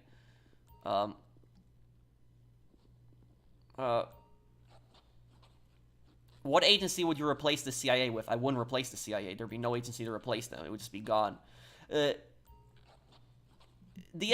think the FBI are a good agency for the most part, but I think that they've become really incompetent. That's what I think in the last few years. So I think the FBI shouldn't be abolished. I think people in the FBI need to be replaced, fired, and there needs to be new management. That's what I would say about the FBI. I would say the only two federal agencies that I think, police agencies that I think should be abolished is CIA and ATF. I think those two agencies have caused too many problems. Because the FBI has done bad things, sure, but they've done more good things than bad things. Where the ATF and the CIA have both done more bad things than good things. So that's what I'll say about the ATF. I mean, the ATF has killed innocent people so many times. So there's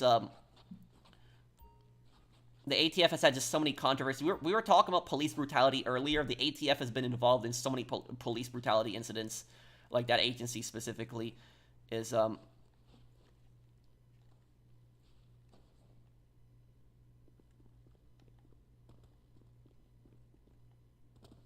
well, I will tell you guys uh for people that don't know what ATF is actually Alcohol, Tobacco, Firearms Bureau. It's actually the ATF actually exists in one Rockstar game. It actually exists in Red Dead Online. The ATF is in Red Dead Online. They are the Bureau of Internal Revenue. So you know those guys who stop you when you're transporting moonshine. That is the ATF. That is they became the Bureau of Internal Revenue was a real life agency. They were a real life agency, and they were later renamed to the ATF. So that is them. That they exist in Red Dead Online. But about ATF is it the IRS and ATF used to be one big agency, and then I think it was President Truman who broke them up into IRS and ATF, so he created two different agencies from them. And ATF is basically, like the name says, theoretically they're supposed to be in charge of getting rid of illegal guns, and also they're involved in alcohol and tobacco, but 90% of their cases, I would say probably even 95% of their cases are involved with guns.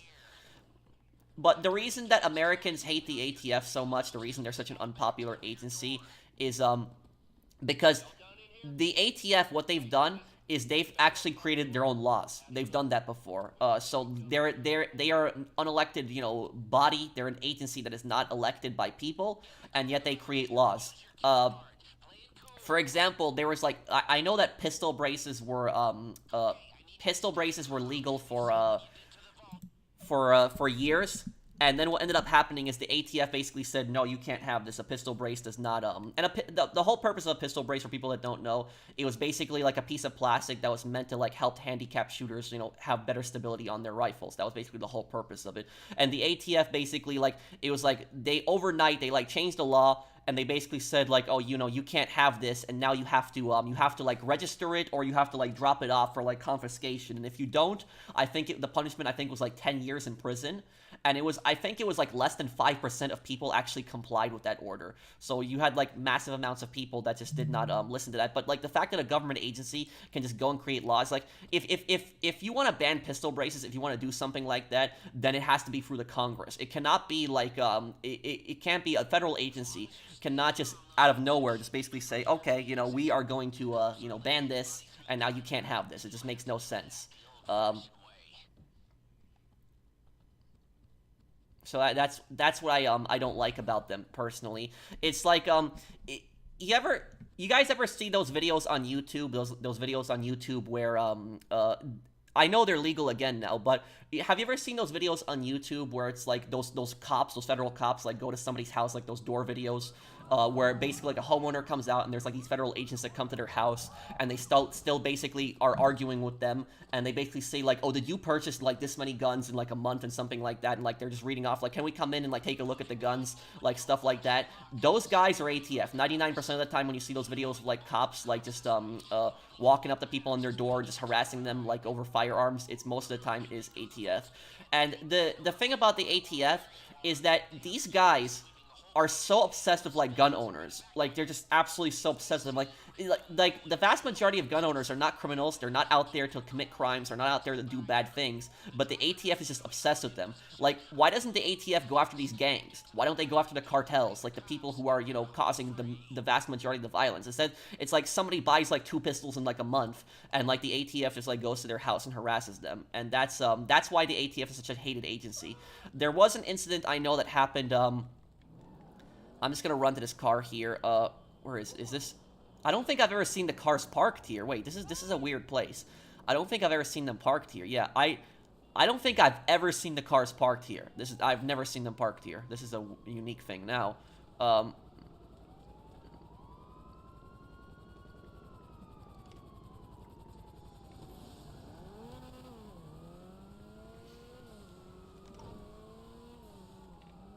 Oh, where are we delivering this loot to? Wait, we're delivering the loot to the city? Wait, this is a city drop? You chose the closer drop? Okay, this is different then.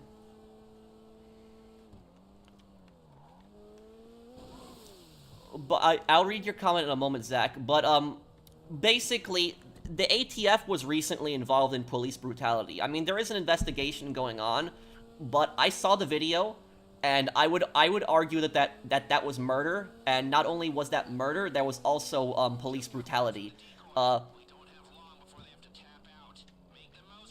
Viewer count creepy. Wait, what's wrong? There's a video on YouTube that you can watch. It's kind of a disturbing video. It actually happened just only a couple months ago. I think it was in Arkansas. Well, I know it's like a southern state. But basically the whole background behind this is there was some guy that like he worked as like an airport director, so he had like a lot of money. I think the guy made like $250,000 a year. He lived in a mansion. And so, like, $250,000 in, like, a state like Arkansas is going to be worth a lot more than $250,000 in a state like New York, for example. So this guy had, like, a lot of money. And what this guy did was, in 5 years, this guy purchased 150 guns in 5 years. And the thing about that is that you're allowed to do that. There's no law against that. In America, in most places in America, you can purchase as many firearms as you want. There really is no restriction on that. And so the ATF was like claiming, oh, this is suspicious that he purchased this many guns, and they were saying, oh, he was like selling the guns to like other people, but I haven't seen any evidence that he actually was selling the guns to other people. I've not seen any proof of that. But the ATF like went after this guy for this reason. The guy was just a gun hobbyist. He liked firearms. He liked collecting them. The guy wasn't like some kind of like, you know, criminal that they were trying to make him out to be. But anyways, what ended up happening with this situation is the ATF went to his house with a search warrant. Now, a search warrant is different than an arrest warrant. All a search warrant basically does is they let you go to somebody's house and search the house. But search warrants only let you search specifically what you're supposed to search. So if you're looking for something, you're only allowed to search for that specific item. You're not really allowed to search for something else. So, anyways, they went to this guy's house and they confronted his wife who was at the house. And they told his wife, you know, we got a search warrant. Is your husband home? She said, no, he's not home. So they left. They wanted to wait till the guy came back. Then what these guys did was, at 5 o'clock in the morning, they grouped up at a Walmart parking lot, and they got like 8 cars together. So it's like an army of just ATF agents. And then 1 hour later, at 6 o'clock in the morning, they drove down this guy's street. And this guy's street is a very quiet street. So, like, a bunch of cars, SUVs, like, rolling down at, like, 6 o'clock in the morning. These guys all just rolled down his street. And what they did was, they cut the power to his house. They cut the power to his house. And not only that, they knocked out his doorbell camera. And these agents did not have body cameras on. So they were not wearing body cameras. And they were trying to break into his house. The guy was at the time sleeping. He gets scared. He wakes up at like 6 o'clock in the morning. His wife is panicking too. There's like the power just got cut. There's somebody a bunch of people trying to come in the house. The guy got scared. He got his gun out and he started shooting at the feet of the agents. Just trying to make them go away. He wasn't even trying to kill them. He was just shooting at their feet to get them to leave him alone, get out of his house. And do you know what the ATF did? The ATF responded with basically a wall of gunfire. They sprayed his house, they shut up his house, and they shot the guy in the head, instantly killing him. Like, he was dead before he hit the floor. His wife is screaming. They come into the house. They arrest the wife. They take the wife outside when it's like 30 degrees Fahrenheit.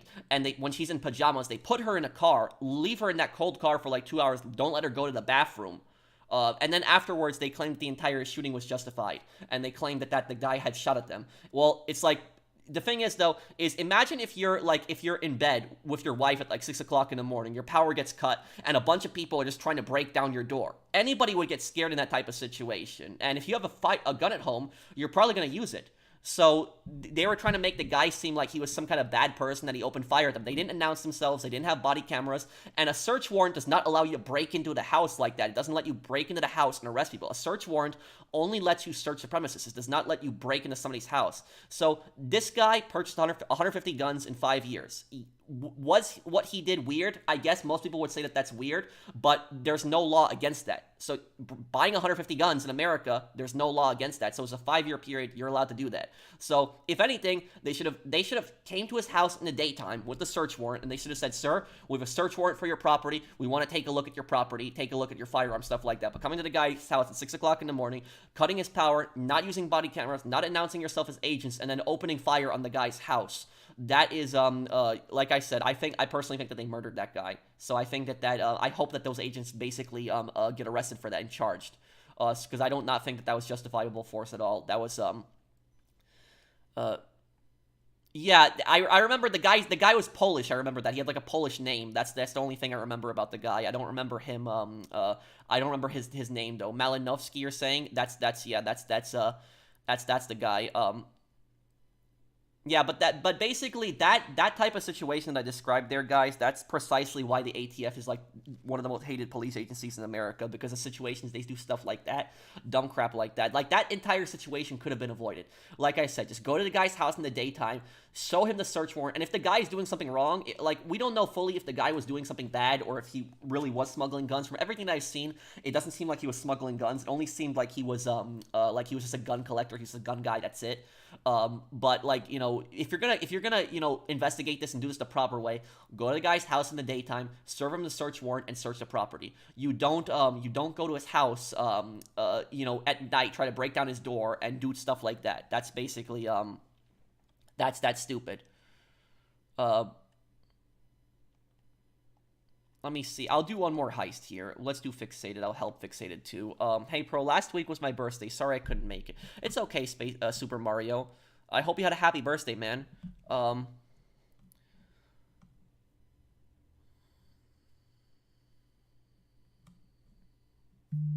Pro, remember the moment in Doomsday Heist Act 3 finale, they mentioned Vinewood, and they mentioned Shenzhen, Pyongyang, Tel Aviv, Quitro. They mentioned fictional cities than real places consistent. Shenzhen, Pyongyang, and Tel Aviv, I know are real places. What is Quito? I don't know if I've heard of that city name. Thank you, Patrick. But I know Shenzhen, that's China, I believe, right? And then Pyongyang is North Korea. Tel Aviv is Israel. Where's Quito?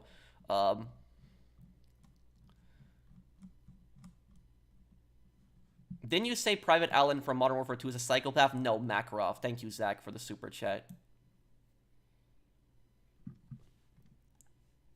Okay. So you grabbed the stuff me and Pearl hack. Did I watch any Western shows? I used to watch this one Western show called The Young Riders. That's one I used to watch. I'm getting annoyed that my letters keep falling off. I'll fix this when the next update is coming out, guys.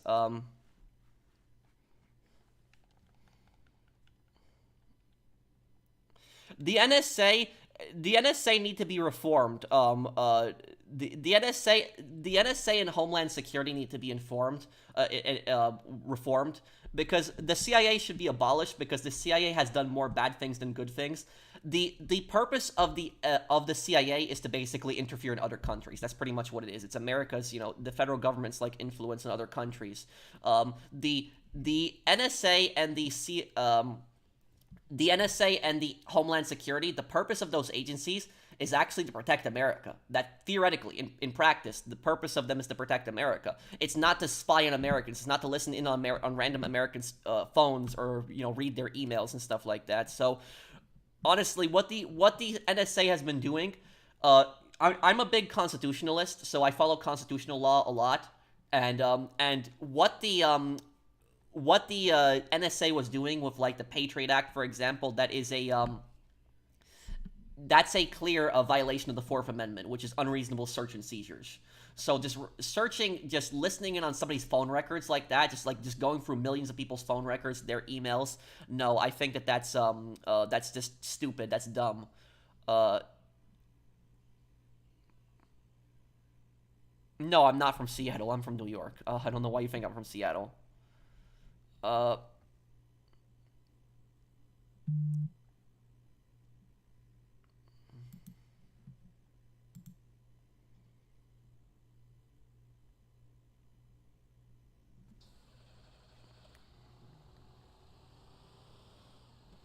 I hate that I have nothing to hide argument. Yeah.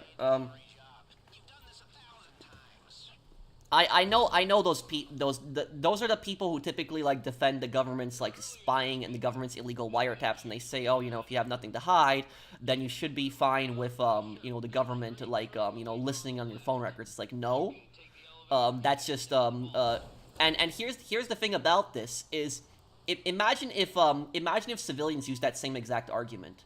Like, imagine if civilians basically said to the government, oh, you know, if you have nothing to hide, and we'll listen to your phone records, to the top government officials. That would be illegal.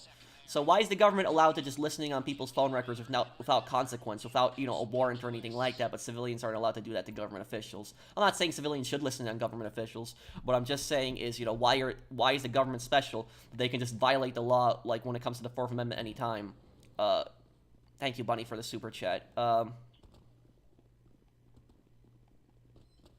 security check's coming up. You can do this. You need to keep your cool. Howdy. You looking for the vault? Right up ahead. Y'all here for the vault, yeah? Do you think the You're gonna need a key bounties card we to get take into will the pay main a lot? cabinet. Yeah, well, maybe the first time you do it, afterwards, no. And How much better does it feel when the marks are this dumb? And here's another thing that I'll say is the people the people who say I have nothing to hide, so then it's fine if the government listens in on my phone.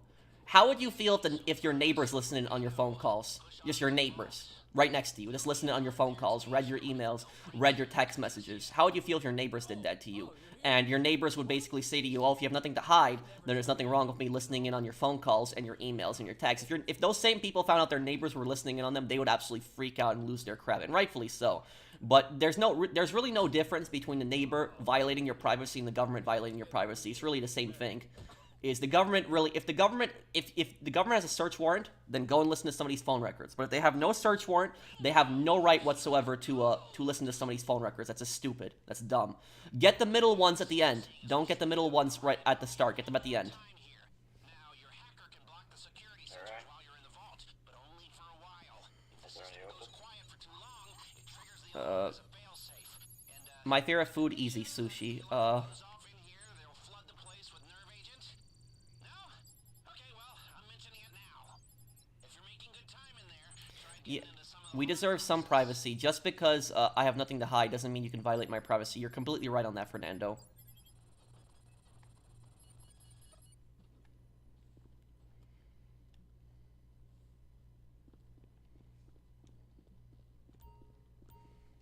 Thank you, Nameless, for the super chat.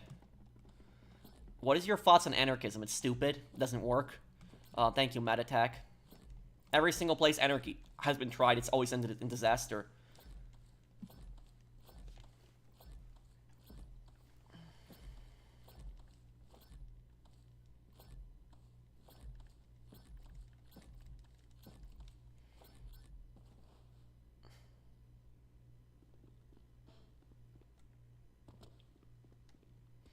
Yes, Unit 731. People have asked me about that before. It's a covert biological chemical weapons facility that Imperial Japan used. It's really brutal.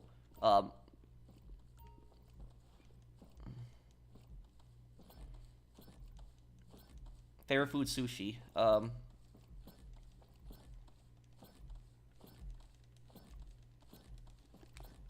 Man, my letters just keep falling off. This is getting frustrating.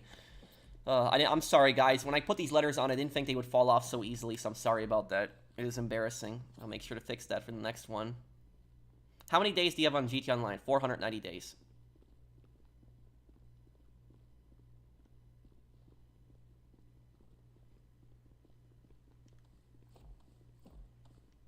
Okay. Hopefully we can have enough time. Fixated, when you're done there, get B. When you're done there, get B. You hear me? Yep. Go.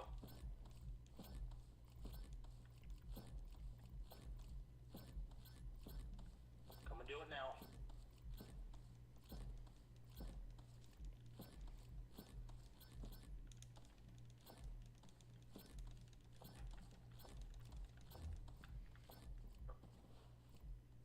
You can grab some boxes if you have some time 30 this week. seconds. Okay. I don't know if I get time. No. I can open one. Probably go. 30 seconds. I'm coming out. 20 seconds. Okay, get out, guys. Perfect. Now get out before they smell a rat. Gas incoming. 10 seconds. I managed to open 2 boxes. Time's up. Here comes the nerve agent. Get the hell out of there before you get a long fall. In and out undetected. Go. Who'd have thought it? Damn, these letters, this sucks that they keep peeling off like this. Arguing that you don't care about the right to privacy because you have nothing to hide is no different than saying you don't care about free speech because you have nothing to say. Snowden, yep, that is a good statement. And when it comes to Snowden, I think he should be able to come back to the U.S. And honestly, like the one thing I hate what people do about Snowden is I hate how like people try to make Snowden seem like he's some kind of like Russian asset or that he's like a Putin supporter or something like that. Snowden is not a supporter of Putin. He is not a fan of Putin's dictatorship. He doesn't like the Russian government. Do you honestly think that like he wants to like does anybody honestly think he wants to live in Putin's dictatorship? No, he doesn't. He wants to come back to his home. He wants to come back to America, but he can't go anywhere else because if he goes anywhere else, he's going to get arrested. So Snowden doesn't like Putin, but he can't come back because there's nowhere else he can go or else he's going to get instantly arrested. But, like, I hate how people, like, try to make it seem like he supports Putin or something like that. He doesn't. But I think, if it was up to me, if I was president, I would pardon Snowden. If I was president, I would let him come back. I don't think there was anything wrong with what he did.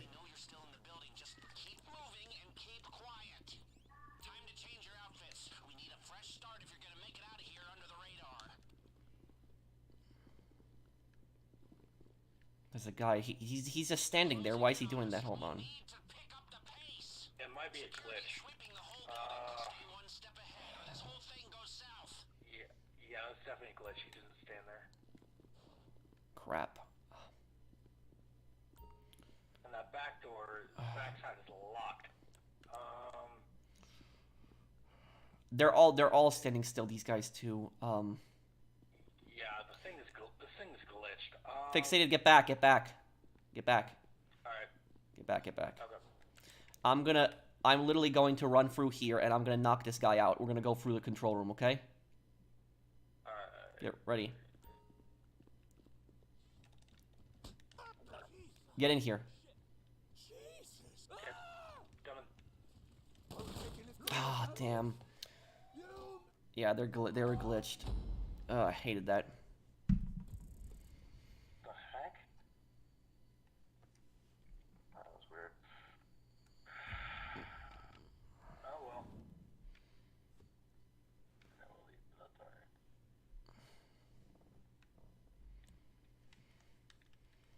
Okay, retry it. Oh, okay. Hopefully we don't get that. Was that the rapid fire glitch that I encountered, guys? Was that the rapid fire glitch that they did to me? I think it was. Where the enemies, they just basically just fire like all their bullets at you in 1 second. Yeah,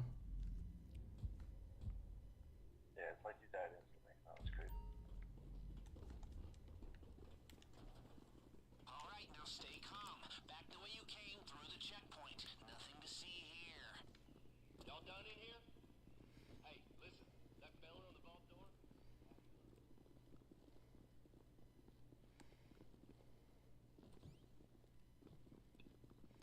Yeah, helmets are gone. Get in the cargo elevator and use your key card.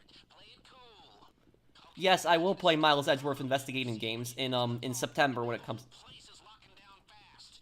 They know you're still in the building. Just keep It's moving. glitched again. Quiet. Okay, we're gonna have to go through the control room.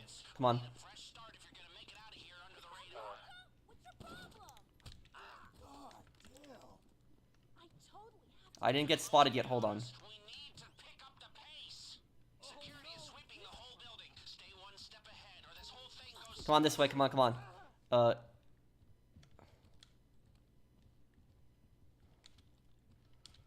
got some heavy chatter on the police Hang on. frequencies. Sounds like they're Hang on. Move over here. So. Great. I gotta. Hang on. Go through here and get them from behind. They're literally all the guards are stuck right now. They're not even moving. Hold on. Okay, come on this way. Come on. Everyone gonna be caught going through, but it's alright. It's fun. I've had that happen a couple of times. I don't know how it happens. It's okay. At least we got out. New update. It's been glitching crazy.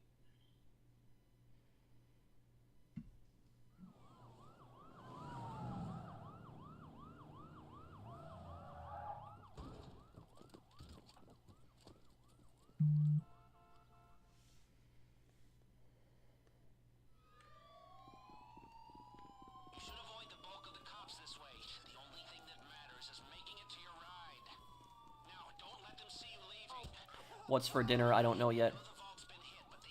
You know what I recently started eating? I'll tell you guys. I recently started eating Factor. Does anybody know what Factor is? Like those TV kind of trays that they send you, like of the food. I recently tried that. It actually wasn't bad. The driver has the getaway car in position. I've pinged you the GPS. Get to the buyer, don't bring the cops, and we're home free. Guys, get in this one. Get in. Everyone get in this. Bixby, come on. This is a fast car. Everyone just get in this one. We're leaving with this one. This is a fast one anyways. Okay. I think they're onto you. A real cop wouldn't be going away from the casino. That was stupid. Hold on. Hold tight.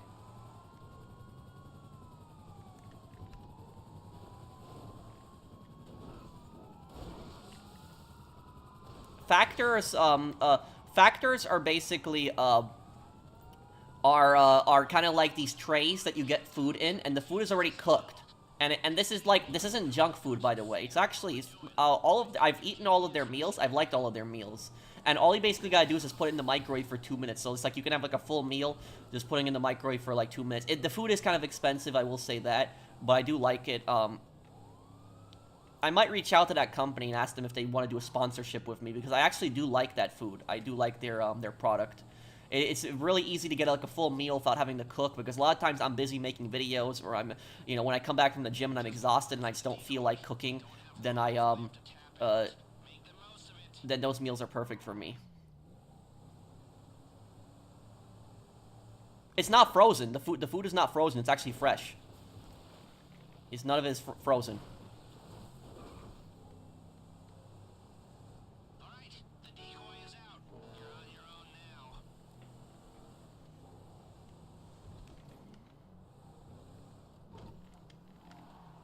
Man, my letters are getting all messed up here today.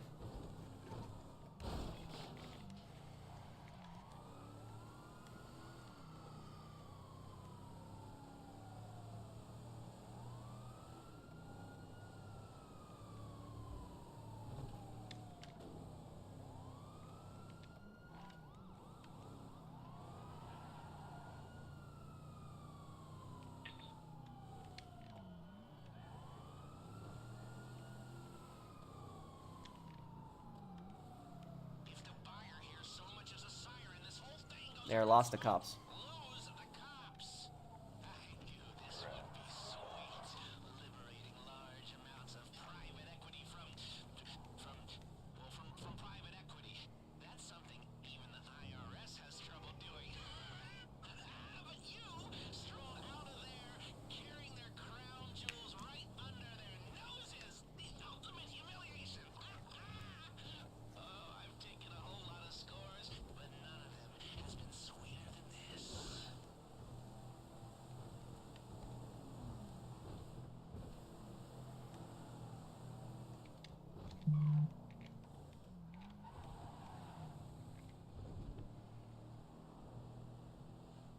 What have you had from Factor? I've had the salmon.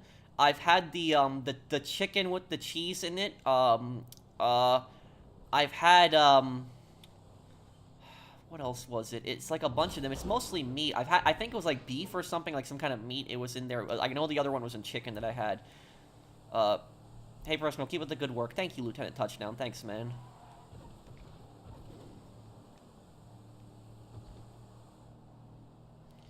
Trailer 2 is going to come out sometime this year.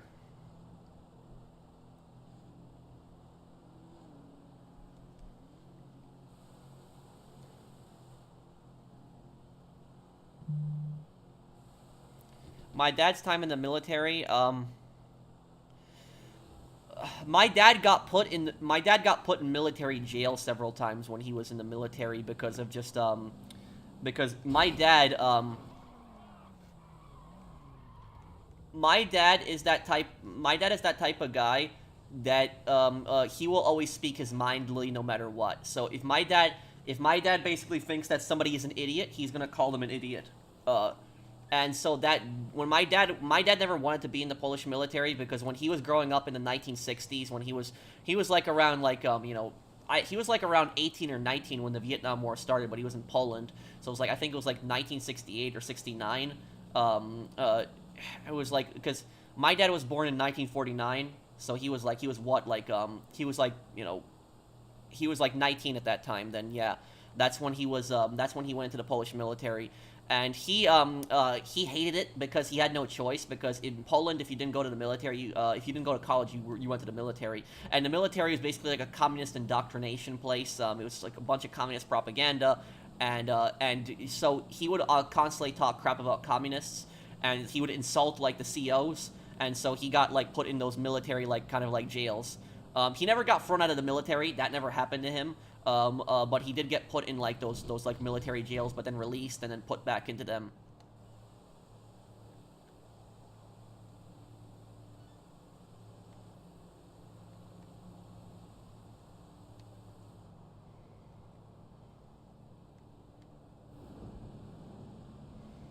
Thank you, Jarek Silvinsky.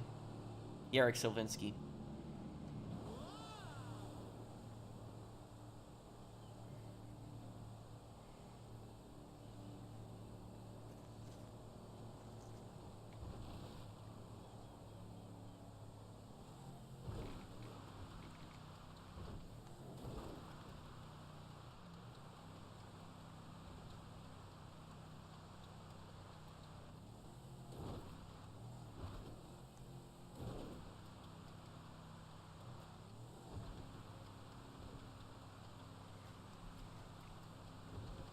Why does Poland love the United States so much?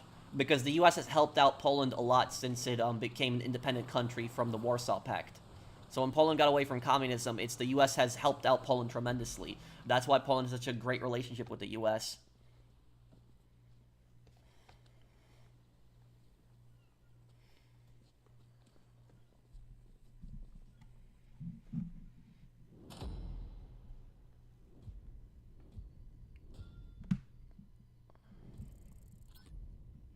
Yep, thanks for the help.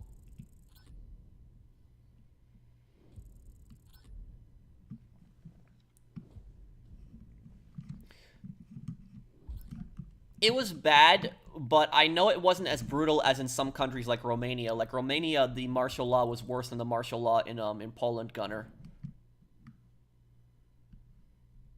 Well, yeah, Robert, I would agree with you there.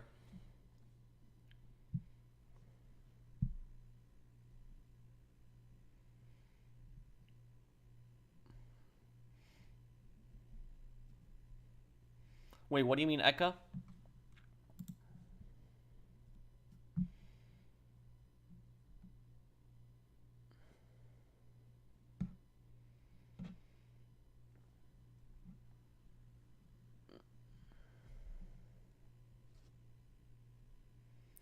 Oh, you say Kaczmarek. That's how you pronounce it. But who's Kaczmarek?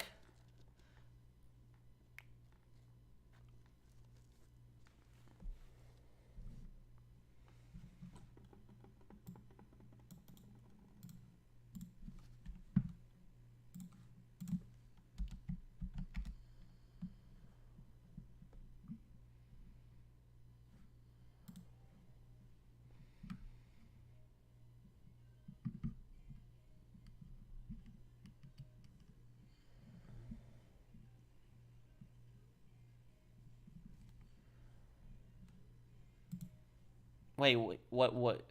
Based what? I'm confused. What do you mean? Uh,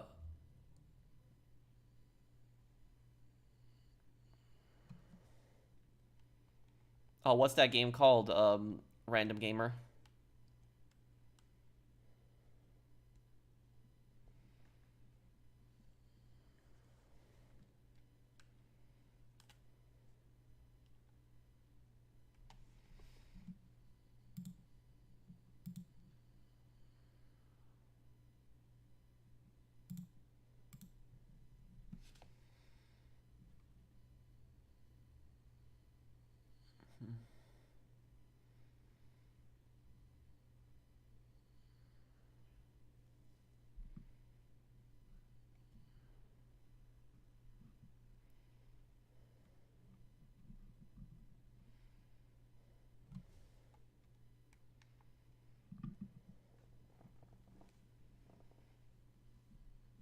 He did gunner a bit, but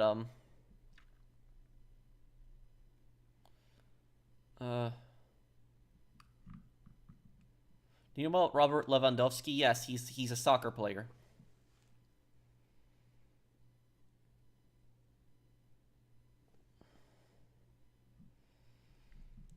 I'll play Alan Wake one day, Hustler. I'll play it one day. Still know when, but I'll play it one day. I know people have requested that game so much. The Criminal Case game? Criminal Case? I've never heard of that. Thank you, Chase. The game is martial law, huh?